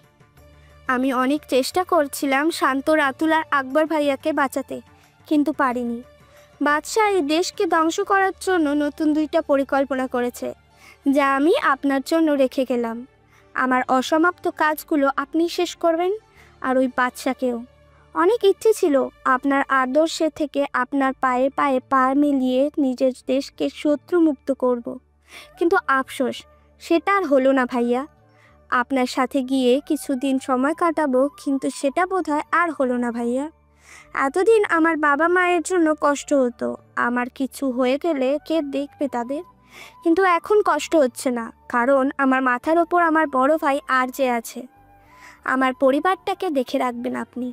ইতি আপনার ছোট ভাই দীপ। দীপের কথাগুলো শুনে রাহুলের চোখ জোড়া ভিজে ওঠে।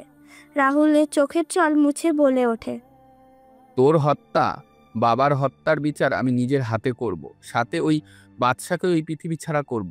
বাদশারও দিন খুব তাড়াতাড়ি ঘনিয়ে এসেছে। তাই কালকে আমাদের বাসায় একটা ইঙ্গিত দিতে হবে বাচ্চাকে। হ্যাঁ ভাই, বাচ্চা এবার টেনে ধরতে হবে। আমাদের কয়টা আস্থানা ওদের দখলে? 4টা ভাই। তাহলে কালকে রাতে এগুলো আমাদের দেখালে চলে আসবে। জেমস ভাই, জনি কালকে রাতের জন্য রেডি থাকবে। রাতের জন্য খাবার অর্ডার করা হয়েছে, নিয়ে আসবে। আমি আসছি রুম থেকে। রাহুল রুমে এসে কল দিল রুমির নাম্বারে। কিছু সময় পর রুমি ফোন রিসিভ করে বলে, হ্যাঁ ভাইয়া, কেমন আছিস? ভালোই আছি। সবাই কেমন আছে? সবাই ভালো আছে। আমরা বসে সবাই কথা বলছি। মুন কই? এই তো আছে, নে কথা বল। বাবা, কেমন আছো তুমি? আমি ভালো আছি মাম্মা, তুমি কেমন আছো? ভালো আছি। ফুপি আর আন্টির সাথে বসে কথা বলছি। আচ্ছা, ঠিক মতন পড়াশোনা করবে, খাওয়া দাওয়া করবে, ফুফির কথা শুনবে। তুমি যদি বাবার কথা না শুনো তাহলে বাবা আসার সময় তোমার জন্য কিন্তু গিফট নিয়ে আসবে। সত্যি বাবা? সত্যি। আচ্ছা মা, রাখছি, ভালো থাকো। রাহুল ফোন রেখে দিয়ে আরেকটা নাম্বার বের করে কল দিল। ফোনের ওপাশে থাকা ব্যক্তির সাথে কথা বলে কিছু সময় পর ফোন রেখে দিল। রাহুল নিচে এসে জেমস আর জনির সাথে বসে পড়ে। কথা বলার এক পর্যায়ে জনি বলে, ভাইয়া হাসপাতালে কালকে যাবেন? যাব। কালকে আমাদের কাজ শুরু হবে এবং এই হাসপাতালে আমাদের কাজ সমাপ্তি হবে। তাহলে সকালে দেখা হচ্ছে। তিনজনেই কথা বলে খাবার খেয়ে রুমে গিয়ে ঘুমিয়ে পড়ে। এদিকে রাহুল রাত 12টার দিকে বাসা থেকে বের হয়ে মুখে মাস্ক পরে বাসা থেকে বের হয়ে একটা গাড়ি নিয়ে চলে যায়। রাহুল একটা বিল্ডিংয়ের সামনে গিয়ে বেল বাজায়। কিছু সময় পর কেউ একজন এসে দরজা খুলে দিল। রাহুল গিয়ে সোফায় বসে আর বলে, তাড়াতাড়ি করে ফাইলগুলো নিয়ে আসুন। ফাইলগুলো দেখে বললাম, কালকে থেকে সব কয়টা দিন গোনা শুরু, আর আমার আসার খবর যদি কেউ জানতে পারে তাহলে তোকে শেষ করে দেব। লোকটা রাহুলের পা জড়িয়ে ধরে কান্না করে রাহুল লোকটাকে ছাড়িয়ে বলে, এমন একটা কাজ করার সময় মনে ছিল না? অসংখ্য মায়ের বুক খালি করার সময় মনে ছিল না? এই লিস্টের বাইরে যদি কেউ বেঁচে যায় তাহলে কিন্তু আমি আর সুযোগ দিব না তোকে। রাহুলের কথাগুলো বলে বাসায় চলে আসে। বাসায় এসে লিস্টে থাকা সবার নাম এবং ছবি দেওয়ালে টাঙিয়ে দিল। সকালবেলা তিনজনেই নাস্তা করছিল। তখন রাহুল জনি আর জেমসকে বলে, জেমস ভাই, জনি আমার সাথে এসো। রাহুল দুজনকে নিয়ে ওই রুমে প্রবেশ করে। জনি আর জেমস দেওয়ালে থাকা ছবিগুলো দেখতে লাগলো। তখন জনি বলে, ভাই এদের ছবি এখানে কেন? এর মাঝে সরকারের কয়েকজন লোক, টপ বিজনেসম্যান, ডাক্তারও আছে দেখছি। এদের শেষ করে দেওয়া মানে বাদশাকে পাগল করে দেওয়া। এদের শেষ করে দিলে বাদশা আপনা আপনি বাংলাদেশে চলে আসবে। এই কাজগুলো তোমরা দুজনই করবে, আমি একাই হাসপাতাল সামলে নিব। জনি আমার ছেলেকে আসতে বলো, আজকে রাত থেকে কাজে লেগে পড়ব। ভাই আমি এখন বলছি। ভাই এখানে একজনের নাম দেখে বেশ অবাক হচ্ছি। আমি দেখছি নামটা কাটা, তাহলে কি? হ্যাঁ ভাই। আমার তো বিশ্বাস হচ্ছে না ইনি এরকম একটা কাজ করেন। ভাই টাকা, টাকা এমন একটা জিনিস যার জন্য মানুষ নিজের হিতাহিত জ্ঞান হারিয়ে ধ্বংসের পথে এগিয়ে যায়। এখন কি করবো তাহলে? দেখি একটা সুযোগ দিব, যদি কাজে লাগে তাহলে তো ভালো, আর না হলে। ভাই বলে এসেছি বিকেলে সবাই এসে যাবে। আচ্ছা, তাহলে তোমরা রেডি হয়ে নাও, হাসপাতালে যেতে হবে আমাদের। সকাল 9টা বাজে সবাই রেডি হয়ে হাসপাতালের উদ্দেশ্যে বের হয়ে যায়। 9:30 হাসপাতালে পৌঁছে যায়। রাহুল, জনি, জেমস একটা ডাক্তারকে নিয়ে পুরো হাসপাতালে ঘুরে দেখার জন্য বলে। তখন ডাক্তার রাহুলকে নিয়ে নিয়ে বের হয়। রাহুল আর ডাক্তার সামনে, জনি, জেমস পেছনে। নিচতলা থেকে 2য় তলা, 3য় তলা, 4র্থ তলায় দেখে। যখন রাহুল 5ম তলা যাবে তখন ডাক্তার বলে নিচে চলে যাওয়ার জন্য। তখন রাহুল বলে, বাকিগুলোতে কি হয়েছে? স্যার এদিকে না যাওয়াই ভালো। চলুন, আমি এখন হাসপাতালের দায়িত্ব আছি, আর বাকিগুলো দেখবো না তা কখনো হয়? কথাগুলো বলে যখন 5ম তলায় যাই এবং একটা কেবিনে যাই, সেখানে দেখতে পাই 1 থেকে 4 বছরের বাচ্চারা শুয়ে আছে। তখন বললাম, কি ব্যাপার, বাচ্চারা এখানে কেন? বাচ্চাদের রাখার কথা 3 তলায়, তাহলে বাচ্চারা 5ম তলায় কি করে? আসলে স্যার, আর এরা এভাবে মরার মতন ঘুমিয়ে আছে কেন? কথাগুলো বলে আমি দেখলাম বাচ্চাদের পাশে গিয়ে, হাত দেখতেই তো মাথা গরম হয়ে গেল, কারণ বাচ্চাদের হাতে অসংখ্য ইঞ্জেকশনের চিহ্ন। সেটা দেখে সেই কেবিনে থাকা সকল বাচ্চাদের চেক করতে লাগলাম এবং সকলের হাতে আমি একটাই চিহ্ন দেখতে পেলাম। আসলে স্যার, তোমরা বাকি কেবিন দেখে আসো। জেমস ভাই আর জনি বাকি কেবিনগুলোতে গিয়ে দেখতে পায় সব কেবিনের একই অবস্থা। জেমস ভাই সপ্তম তলাতে ও জনি ষষ্ঠম তলায় চলে যায়। রাহুল ডাক্তারের দিকে রাগি চোখে তাকিয়ে আছে। কিছু সময় রাহুলের ফোন বেজে ওঠে। রাহুল ফোন বের করে দেখতে পায় জেমস ভাইয়ের কল। রাহুল রিসিভ করে বলে, হ্যাঁ বলো। রাহুল ভাই তাড়াতাড়ি করে সপ্তম তলায় চলে এসো। আসছি ডাক্তার, চলুন। স্যার আপনি কিন্তু সমস্যায় পড়বেন। স্যার চলুন নিচে চলে যাই। চুপ, একদম চুপ, কোনো কথা না, চুপচাপ চলুন। রাহুল, জনি, ডাক্তার একসাথে সপ্তম তলার একটা কেবিনে গিয়ে দেখতে পায় জেমস ভাই দাঁড়িয়ে আছে আর দুজন ওয়ার্ড বয় মাটিতে পড়ে আছে। তখন রাহুল বলে, কি হয়েছে আর এরা পড়ে আছে কেন? এই দেখুন, মেডিসিনটা এই 2 বছর আগে বাংলাদেশে বিশ্বের সকল দেশে ব্যান করে দেওয়া হয়, কিন্তু এটা এখন অন্য নামে এই হাসপাতালে ব্যবহার করা হয়েছে। আমি রুমে ঢুকে দেখতে পাই এই বাচ্চাদের ইঞ্জেকশন দেওয়ার জন্য রেডি হচ্ছে। আমি সামনে গিয়ে যখন মেডিসিনটা হাতে নিয়ে দেখতে থাকি, তখন আমার ধাক্কা দিয়ে রুম থেকে বের করার চেষ্টা করে, তখন এদের এই অবস্থা করে।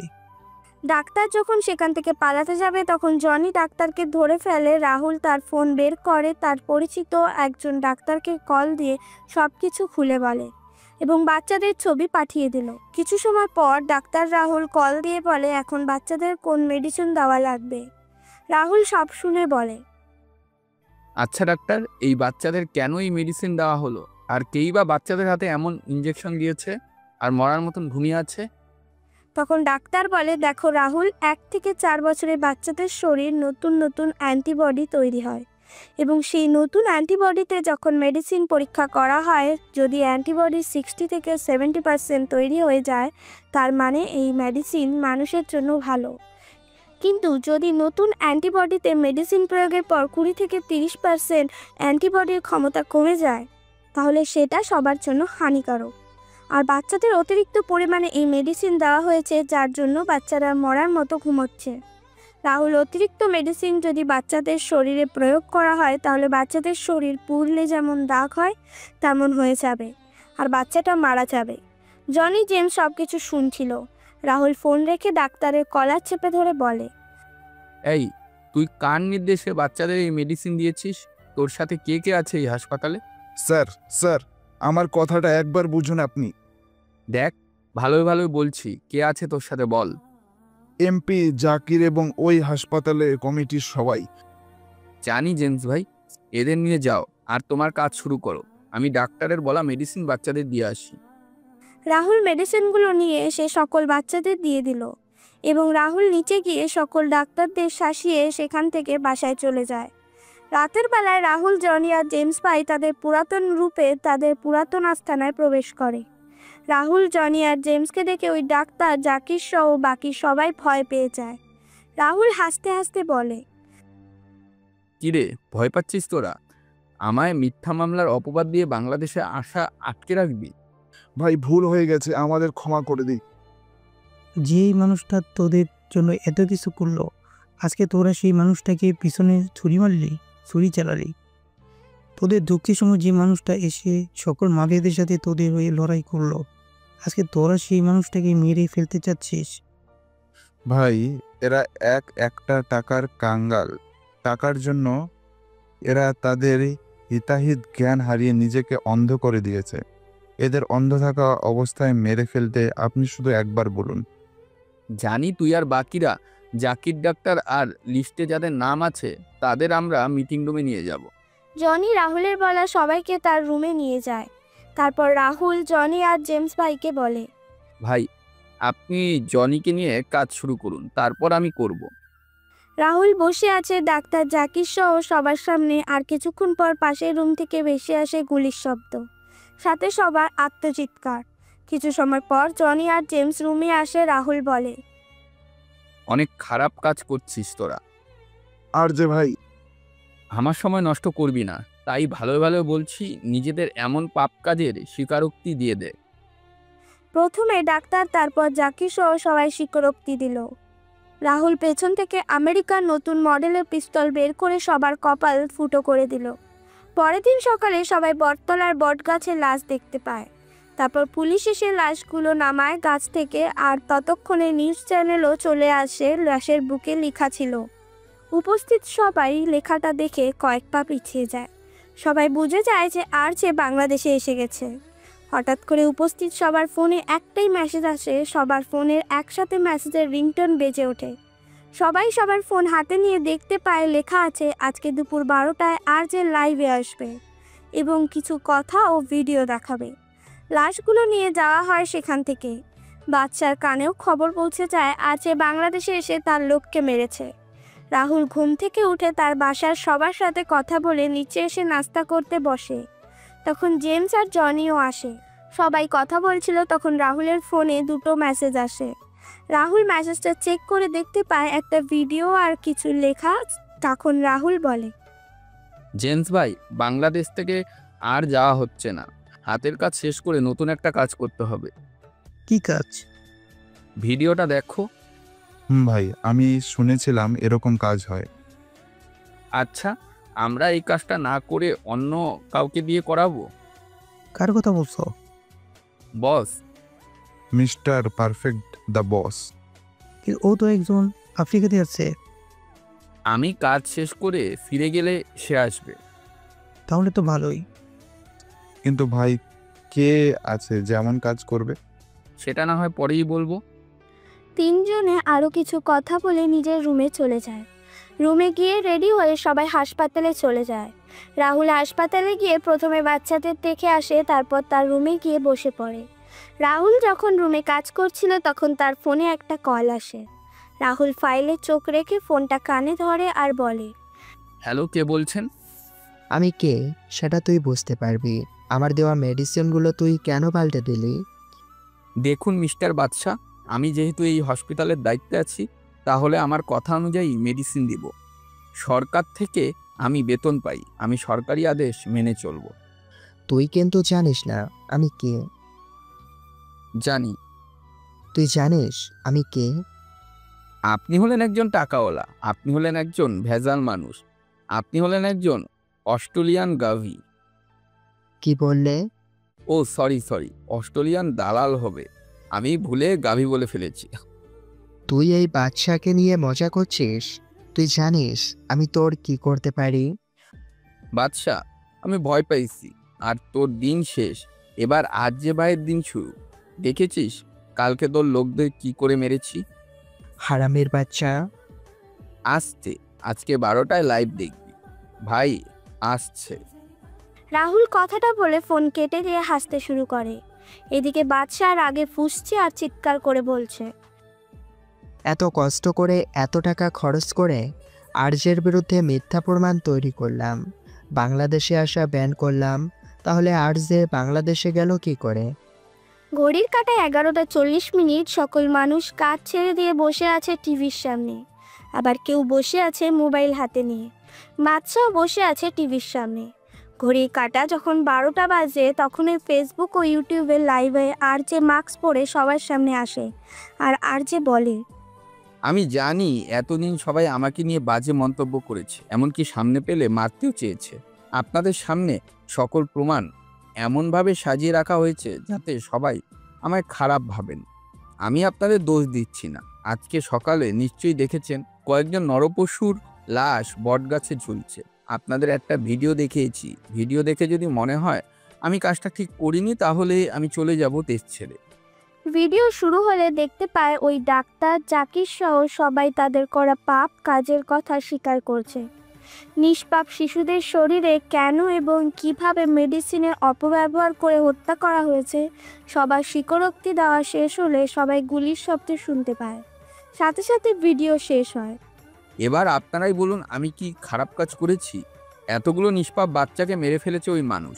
বাদশা মেরে ফেলেছে, আমার ছোট ভাই কমান্ডো অফিসার দীপককে মেরে ফেলেছে, আমার বাবাকেও মেরে ফেলেছে।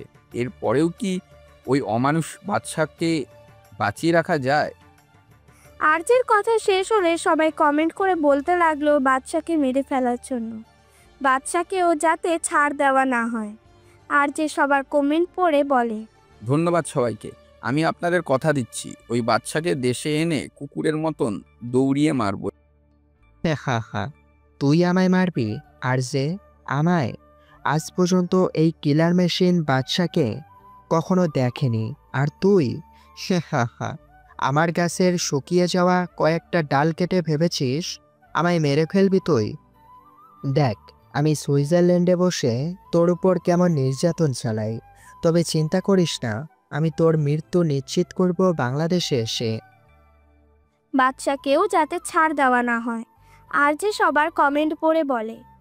রাহুল, জেমস আর জনি হাসপাতালের কাজ শেষ করে বাসায় ফেরে। রাহুল বাসায় এসে খাওয়া দাওয়া করে রুমি এবং রনির সাথে কথা বলে নেয়। বিকেলে রাহুল, জনি আর জেমস কিছু প্রয়োজনীয় জিনিস কিনে বাসায় চলে আসে। বাসায় আসার আগে রাহুল জেমস আর জনিকে দুইটা বিল্ডিংয়ের কিছু ইনফরমেশন দিয়ে দেয়। জনি আর জেমস বিল্ডিংয়ের দিকে তাকিয়ে মুচকি একটা হাসি হেসে রাহুলের পিছু পিছু হাঁটা দিল। রাতের বেলা খাওয়া দাওয়া করে রাহুল ঘুমিয়ে যায় আর জনি জেমস লোক নিয়ে বেরিয়ে পড়ে। পরের দিন সকালে বটগাছে আরও কিছু মানুষের লাশ দেখা যায় ঝুলতে। পুলিশ লাশগুলো নামিয়ে দেখতে পায় ওদের বুকেও একই লেখা এবং সবাই বুঝে যায় ওদেরও কে মেরেছে। সকালবেলা নাস্তা করে তিনজন হাসপাতালে চলে যায়। রাহুল হাসপাতালে গিয়ে দেখতে পায় বাচ্চাদের অবস্থা আগের থেকে অনেক ভালো। তখন জেমস আর জনিকে নিয়ে রাহুল হাসপাতালের রেজিস্টার দেখে বাচ্চাদের পরিবারের লোকেদের কল দিয়ে হাসপাতালে আসার জন্য বলে দেয়। কিছু সময় পর হাসপাতালের লোকজন চলে আসে। রাহুল, জনি আর জেমস একজন একজন করে সকল বাচ্চাদের তাদের মা বাবার কাছে তুলে দেয়। রাহুল, জনি আর জেমসকে সবাই ধন্যবাদ দিচ্ছিল, তখন রাহুল সবাইকে বলে, আমায় ধন্যবাদ দিয়ে লাভ নেই। আপনার ধন্যবাদ দিতে হলে আরজেকে দেন, তার মাধ্যমেই আমি কাজ করেছি। আর যদি আরজে ভাই না ফিরে আসতো তাহলে হয়তো আমি কিছুতেই করতে পারতাম না। সবাই খুশি হয়ে আর্চের জন্য দুহাত সৃষ্টিকর্তার কাছে দোয়া আশীর্বাদ করলো। সবাই চলে যায় খুশি হয়ে। রাহুলের কেবিনে রাহুল, জেমস আর জনি বসেছিল। তখন রাহুল বলে, জনি, আমি আজকে রাতে কিছু কাজে একটু চট্টগ্রাম যাচ্ছি। তোমরা তোমাদের কাজ চালিয়ে যাও, তবে খুব সাবধানে। আমরা এখন এমন কোনো ভুল করব না যার সুযোগ নিয়ে বাদশা তার লোকেরা আমাদের ঘায়েল করতে না পারে। ভাই, আমরাও আসি আপনার সাথে। হুট করে একাই চট্টগ্রাম যাবে? ভাই, আমি সব কিছু তোমাদের বলবো, তার আগে আমায় চট্টগ্রাম থেকে ফিরে আসতে দাও। আচ্ছা ভাই। দুপুরবেলা তিনজনেই বাসায় ফিরে খাওয়া দাওয়া শেষ করে রুমে চলে যায়। রাহুল রুমে গিয়ে রুমির নাম্বারে কল দিল। হ্যাঁ ভাইয়া, কেমন আছিস তুই? ভালো, তোরা কেমন আছিস? হ্যাঁ ভালো আছি আমরা সবাই। মুন কই? মিষ্টির সাথে আছে, মিষ্টির রুমে। তোর মেয়ে তো এখন সারাদিন মিষ্টির সাথেই থাকে, কথা বলবি? তুই একটু হোল্ড কর, আমি দিচ্ছি। মুন, এই নাও তোমার বাবা। হ্যালো বাবা। মাম্মা, কি করছো তুমি? এই তো বাবা, আমি মিষ্টি আন্টির সাথে বসে কথা বলছি। তুমি কেমন আছো? ভালো আছি মা। তোমার পড়াশোনা চলছে মাম্মা? হ্যাঁ বাবা, আন্টি আমাকে আমার সকল হোমওয়ার্ক করিয়ে দেয়। আচ্ছা মাম্মা, পড়াশোনা করবে, সবার কথা মেনে চলবে। বাবা আসার সময় তোমার জন্য অনেক কিছু নিয়ে আসবে। আচ্ছা বাবা, ফুপি বোনের সাথে কথা বলো। হ্যাঁ ভাইয়া। মা কেমন আছে? ভালোই আছে। তোকে একটা কথা বলার জন্য কল দিয়েছি। হ্যাঁ ভাইয়া বল। তিথির বাবা বাদশার সাথে মিলে আসে। কি বলছিস কি ভাইয়া? হ্যাঁ, কি করব এটাই চিন্তা করছি রে। ভাইয়া আমি বলি কি তোকে? বুঝতে পেরেছি। তিথিকে কথা দিয়েছিলাম তার বাবাকে দেখে রাখবো। আমি আমার কথা রাখবো, আমি মারবো না তাকে। আচ্ছা ভাইয়া, জেমস ভাই, জনি কেমন আছে? ভালোই আছে। শোন, আমি কিছু কাজে চট্টগ্রামে যাব, সেখানে কোনো নেটওয়ার্ক থাকবে না। আমি ফিরে এসে তোদের সাথে কথা বলবো। আচ্ছা ভাইয়া। রাহুল রুমির সাথে কিছু কথা বলে ফোন রেখে দেয়। রাহুল রাত 10টায় ট্রেনে উঠে পড়ে জেমস আর জনিকে বিদায় দিয়ে ট্রেন চলা শুরু করলো। রাহুল ট্রেনে বসে তার বাবা, মা, আপু, রুমির সাথে ট্রেন ভ্রমণের কথাগুলো মনে করছিল। তখন রাহুলের পাশে একটা ছেলে বসে। ছেলেটাকে দেখে রাহুলের কেমন যেন গড়মিলে মনে হলো। রাহুল যখন সেখান থেকে উঠতে যাবে তখন আর কিছু ছেলে এসে দাঁড়ায় সেখানে। রাহুলের পাশে বসা ছেলেটা রাহুলের পেটে পিস্তল চেপে ধরে ইশারা করে বসে থাকার জন্য। রাহুল আর কোনো কথা বাড়ালো না, রাহুল চুপ করে রইল। এদিকে জনি আর জেমস রাতের বেলা বাসা থেকে বের হয়ে একটা বাড়ির সামনে চলে যায়। সেখানে গিয়ে গুলি করা শুরু করে। কিছু সময় পর সেই বাড়ির শ্মশানে পরিণত হয়ে যায়। জনি গিয়ে দুজনকে টানতে টানতে রুম থেকে জেমসের সামনে নিয়ে আসে। লোকগুলো জেমসের পায়ে ধরে নিজের প্রাণের জন্য আকুতি করতে থাকে। তখন জেমস বলে, আমি তোদের মতো বেঈমান না যে রাজের সাথে বেঈমানি করব। তোরা সামান্য কিছু টাকার জন্য নিজের দেশে এবং রাজের সাথে বেঈমানি করছিস। তোদের তো মৃত্যু সেদিন নির্ধারিত হয়ে গেছে যেদিন নিজের দেশের সাথে গাদ্দারি করেছিস। ভাই, এই হারামির বাচ্চাকে এত সহজে মারবো না। আর যে ভাইয়ের বন্ধু হয়ে ভাইকে ধোকা দিয়ে ভাইয়ের বিরুদ্ধে মিথ্যে মামলা করেছে। জনি, তুই কি করবি কই? আমি কিছু বলবো না। লোকগুলো জেমসের কথা শুনে চিৎকার করে উঠে। জনি তার পেছন থেকে একটা কাটার বের করে একজন একজন করে হাতের আঙুল, পায়ের আঙুল কাটতে লাগলো এবং সবশেষে গলার রগ কেটে দিল। তারপর লাশগুলো বটগাছের লোক দিয়ে ঝুলিয়ে রেখে চলে আসে। ট্রেন চট্টগ্রামে এসে পৌঁছার কিছুক্ষণ আগে একটা জঙ্গলে ট্রেন থামিয়ে রাহুলকে নিয়ে ওই ছেলেগুলো নেমে যায়। রাহুলকে একটা বাড়িতে নিয়ে বেঁধে মারতে শুরু করে। রাহুলকে মেরে ছেলেগুলো চলে যায় সেখান থেকে। কিছু সময় পর ছেলেগুলো কাকে যেন ভিডিও কল দিল। কল দিয়ে কিছু কথা বলে তারপর একজন এসে রাহুলের চুল ধরে ফোনের দিকে তাকাতে বলে। আমি সামনে তাকিয়ে দেখলাম একটা মেয়ে ফোনের স্ক্রিনের সামনে বসে আছে। মেয়েটাকে দেখে আমার কেন জানি পরিচিত মনে হচ্ছে। আমি কিছুটা সময় চোখ বন্ধ করে মনে করতে লাগলাম কোথায় দেখেছি। হঠাৎ মনে পড়লো আমি কোথায় দেখেছি। আমি মুখে হাসি ফুটিয়ে কিছু বলতে যাব তার আগেই মেয়েটা বলল, কিরে আর যে চামচা, এখন তোকে এখানে বাঁচাতে কে আসবে শুনে? আর যে তো আসবে আমাকে বাঁচাতে আর তোদেরকে মারতে। আর যে ভাই। রাহুল আর যে ভাই বলতেই রুমের লাইট অফ হয়ে যায় আর গুলির শব্দ শুনতে পায়। কিছু সময় পর সবকিছু শান্ত হয়ে যায় যখন কেউ এসে ফোন হাতে নিয়ে ডেইজিকে বলে, বাবা আর মেয়ে মিলে তাহলে এই প্ল্যানিং করছিলি তোরা? তোদের খুঁজে বের করার জন্য আমি একে পাঠিয়েছিলাম, কিন্তু এত সহজে তোরা সামনে চলে আসবি জানতামই না। মানে কে তুই? আমার লোক কোথায়? 26শে ডিসেম্বর ঢাকায় বিশ্ববিদ্যালয়ে স্বাস্থ্য সংস্থার প্রধান লুকা ডি আসবেন, আর তাকে মারার জন্য তোর বাপ মেয়ে প্ল্যানিং করছিল। তোদের তৈরি করা কেমিক্যাল ও মেডিসিনগুলো মানুষ এবং পরিবেশের জন্য হুমকিকর, তাই লুকাডি এগুলো ব্যান করে দেয়। কিন্তু তোরা এই 1 বছরে লুকার অধীনস্থ জুনিয়র অফিসারদের টাকা দিয়ে কিনে নিয়েছিস, কিন্তু লুকাডিকে কিনতে পারিসনি। তাই তুই আর তোর বাপ বাদশাহ মানে সমীর বাবু মিলে এমন একটা প্ল্যান করলি। এই আজ যে বেঁচে থাকতে তোদের মতন ভাইরাসটা কখনো সফল হতে পারবে না, আর পারেওনি। মানে তুই কি করে জানলি? আমি হলাম কালো জগতের রাজা, আর আমার জগতে কাজ করবি তোরা। আমি জানতে পারবো না? তাহলে তুই জেনে গেছিস, কিন্তু আফসোস কিচ্ছু করতে পারবি না, কারণ আর একদিন বাকি। আজকে বাবাও চলে আসছে এবং আমার লোকেরা কাজে লেগে পড়ছে। সেটা তো হবে না। দ্বীপের প্রান্তীয় মানুষটুকি কালনেগিনী তুই চেষ্টা করে দেখতে পারিস। জানিস তো, মাফিয়ারা সবসময় এক পা ফেলার আগে চিন্তা করে, আর আমরা তো 1 বছর আগে থেকেই চিন্তা করে চলেছি। তোদের মতন কিছু রোহিঙ্গাদের জন্য আমাদের দেশ আজ এমন অবস্থা হয়েছে। তবে চিন্তা করিস না, এই আজ যে যতক্ষণ পর্যন্ত বাংলাদেশে আছে ততক্ষণই এই দেশ নিরাপদ। তুই যখন জেনেই গেছিস তাহলে দেখি কি করতে পারিস। 26শে ডিসেম্বর বাংলাদেশে ওই লুকা মরবে, সাথে বড় সড়ো কেমিক্যাল বোম ধামাকা হবে। সেটা না হয় সময়ই বলে দিবে। আর যে সেখান থেকে বের হয়ে একটা জায়গায় চলে যায়, সেখানে থাকা সকল লোকেদের মেরে ভিতরে প্রবেশ করে একটা রুমে চলে যায়। তারপর ওই রুমের সিকিউরিটি সিস্টেমের অ্যাক্সেস নিয়ে রুমে প্রবেশ করে। কেমিক্যাল ও বোম মিসাইল সিস্টেমের অ্যাক্সেস নিজের কাছে নিয়ে নেয়। রাহুল হাসতে হাসতে সেখান থেকে বের হয়ে আসে। আর যে তার ফোন বের করে কাউকে কল দিল। কিছু সময় পর একটা হেলিকপ্টার চলে আসে। আর যে হেলিকপ্টারে করে সেখান থেকে ঢাকা চলে আসে। পরের দিন সকালে সবাই বটগাছের লাশ দেখতে পায় আর পুলিশ এসে লাশগুলো নিয়ে যায়। জনি আর জেমস ভাই নিচে নেমে দেখতে পায় রাহুল সোফায় বসে কাজ করছে। তখন জনি আর জেমস বলে, ভাই আপনি এখানে? রাহুল ভাই, তুমি এখানে? তুমি না চট্টগ্রাম গেছিলে? কাজ শেষ, ফিরে এলাম। শুন, 26 তারিখ সকালে বাংলাদেশে বিশ্ব স্বাস্থ্য সংস্থার প্রধান লুকাডি আসবেন। এই লুকাডিকে মারার প্ল্যান করছে বাদশাহ ও তার মেয়ে ডেইজি। আর বাদশাহ আজকে সকালে বাংলাদেশে এসে পৌঁছেছে। তাহলে আর দেরি কেন ভাই, বাচ্চাকে এখানে শেষ করে দেই। না, আগে আমাদের লুকাডিকে সেভ করতে হবে। রাহুল ভাই, একটু বলবি কি কাহিনী? শোন, এই হলো আসল কাহিনী। তার মানে দীপ ভাই আমাদের এ ব্যাপারে বলেছিল?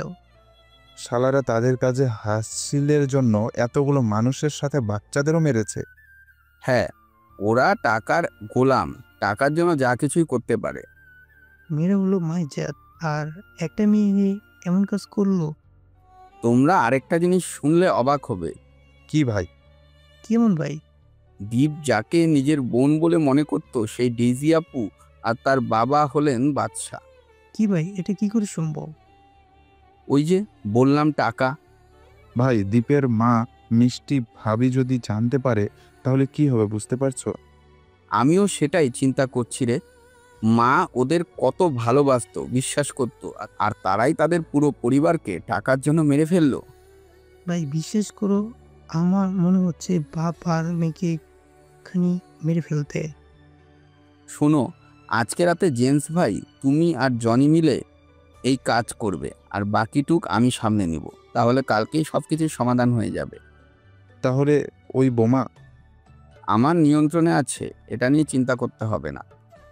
রাতের বেলা জেমস আর জনি বের হয়ে যায় আর রাহুল চলে যায় তার কাজে। এদিকে বাদশা তার মেয়েকে বলছে, ডেইজি, তুই আরজেকে দেখে কিছু করতে পারলি না?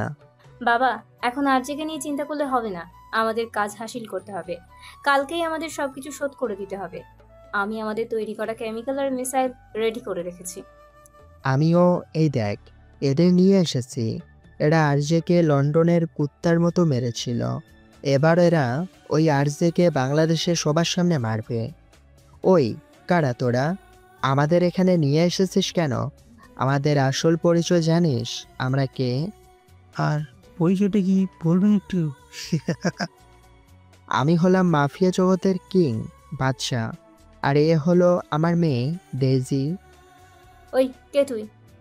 নিউজ চ্যানেলে দেখানো হচ্ছে চুক্তিপত্রে স্বাক্ষর করা হচ্ছে। স্বাক্ষর করা শেষ হলে সবাই হাততালি দিল। তখনই ডেইজি বলে, তুই কিন্তু আমাদের সাথে টক্কর নিয়ে তোর মৃত্যুকে ডেকে এনেছিস। তোর সাহস থাকলে পরিচয় দে, কিসের চুক্তি করছে? তোদের তৈরি করা আমাদের কেমিক্যাল সেটা বাংলাদেশের সরকারের হাতে তুলে দিয়েছে, এবং সেটা সম্পূর্ণ ফ্রিতে। আমাদের তৈরি করা কোন কেমিক্যাল? সেটা দিয়ে কি করবি? সেটা তো পরিবেশের জন্য হুমকি স্বরূপ। হাসছিস কেন? কি এটা কবে করলো? তোরা কিন্তু এটা বেইমানি করলি। তোদের মতন বেইমানদের সাথে বেইমানি করলে সেটা অন্যায় নয়। দেশের জন্য অন্যায় কাজকে ন্যায় করা কিচ্ছুই না। ওদের চোখের বাঁধন খুলে দে। ডাক্তার তুই? কোন পরিচয় দিলে তুই চিনবি ডেইজি? মানে হলো আমি হলাম ডাক্তার রাহুল, আবার আরজে। কি তুই আরজে? হ্যাঁ রে কুত্তার বাচ্চা, তোর জন্য আমার পরিবেশটা ধ্বংস হয়ে যায়। আমি হারিয়ে ফেলেছি আমার বাবা, আমার ছোট ভাইকে। তোর এত লোভের কারণে আমি আমার পুরো পরিবারটাকে হারিয়েছি। আর ডেইজি, দীপ তো তোকে নিজের বোনের মতন ভালোবাসতো, তাহলে তুই কেন এমন করলি? তোকে দীপ নিজের জীবনের চেয়েও ভালোবাসতো, রিয়ার মতন। আর তুই ভাই বোনের মতন পবিত্র সম্পর্কর সুযোগ নিয়ে দীপের পিছনে ছুরি মেরে দিলি।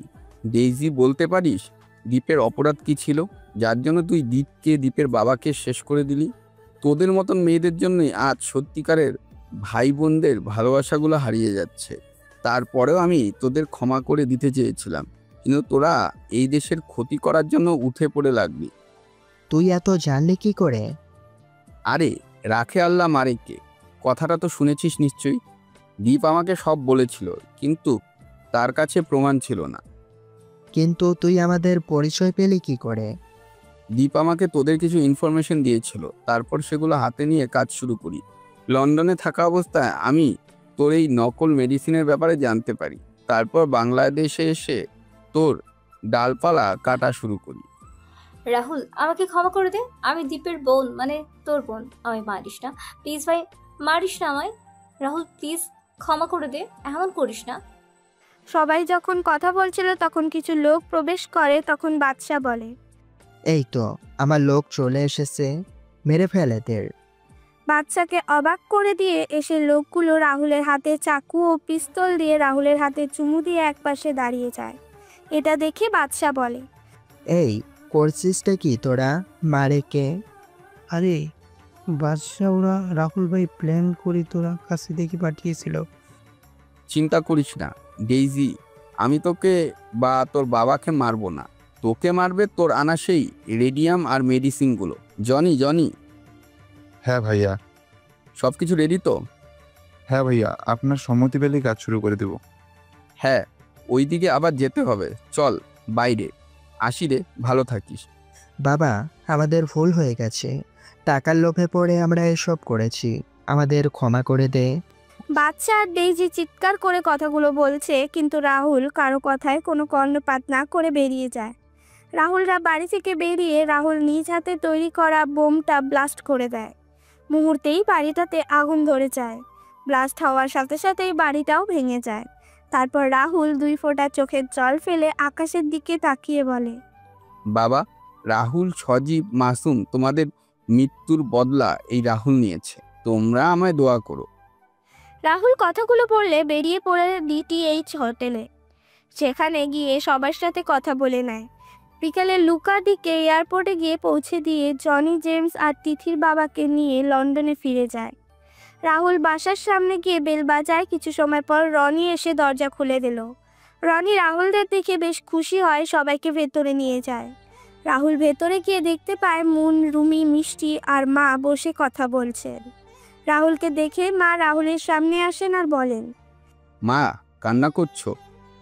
না রে বাবা, এটা যে সুখের কান্না।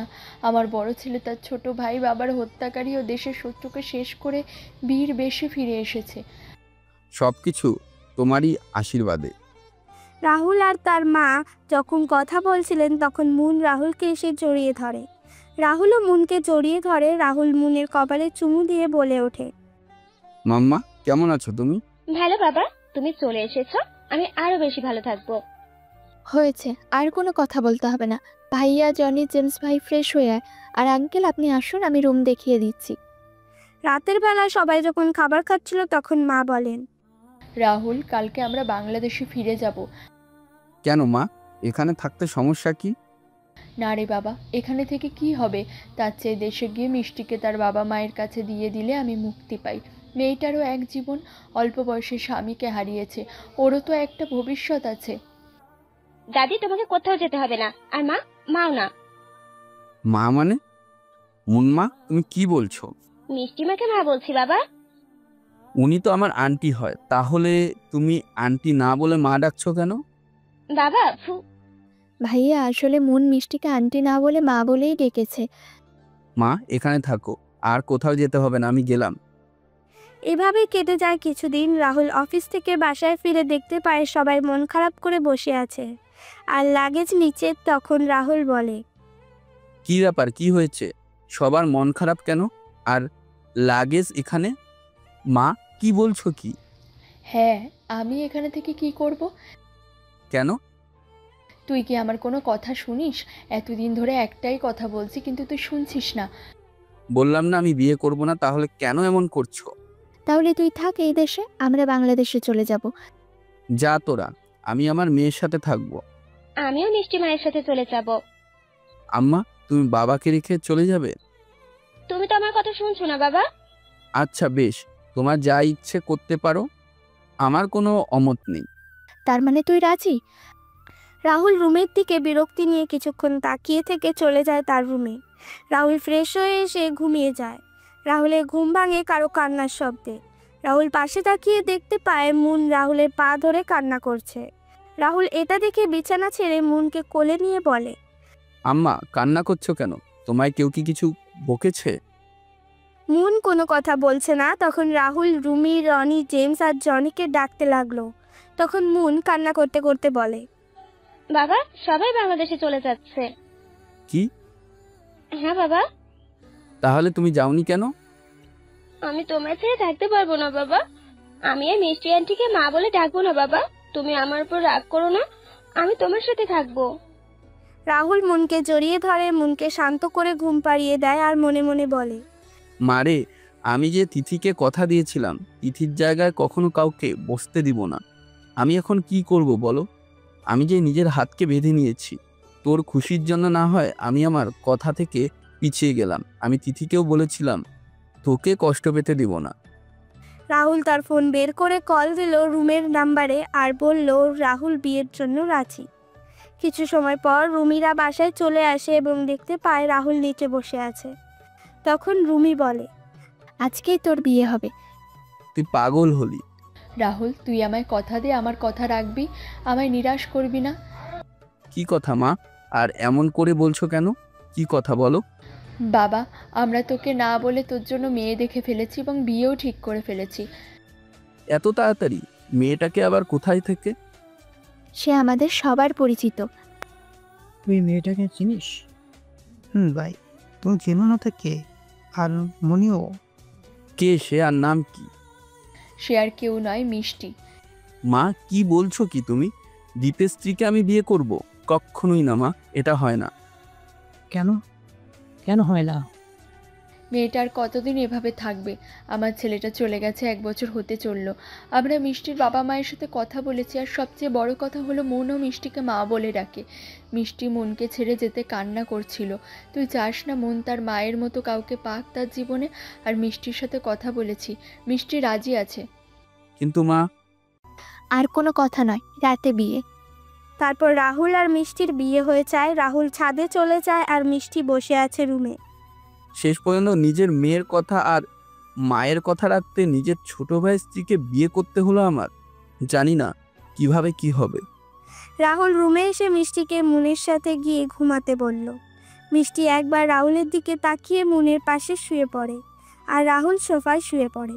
কিছুদিন যাওয়ার পর মিষ্টি রাহুলের সাথে কথা বলে, রাহুলও মিষ্টির সাথে কথা বলে। দিনে দিনে মিষ্টি ও রাহুলের দূরত্ব কমে দুজনের জন্যই মাঝে ভালোবাসার বৃদ্ধি পেল। সবাই হাসি খুশিতে দিন কাটাতে লাগলো। প্রিয় শ্রোতাগণ, গল্পটি এখানেই সমাপ্ত করা হলো। কেমন লাগলো অবশ্যই কমেন্ট বক্সে কমেন্ট করে জানাবেন। ধন্যবাদ।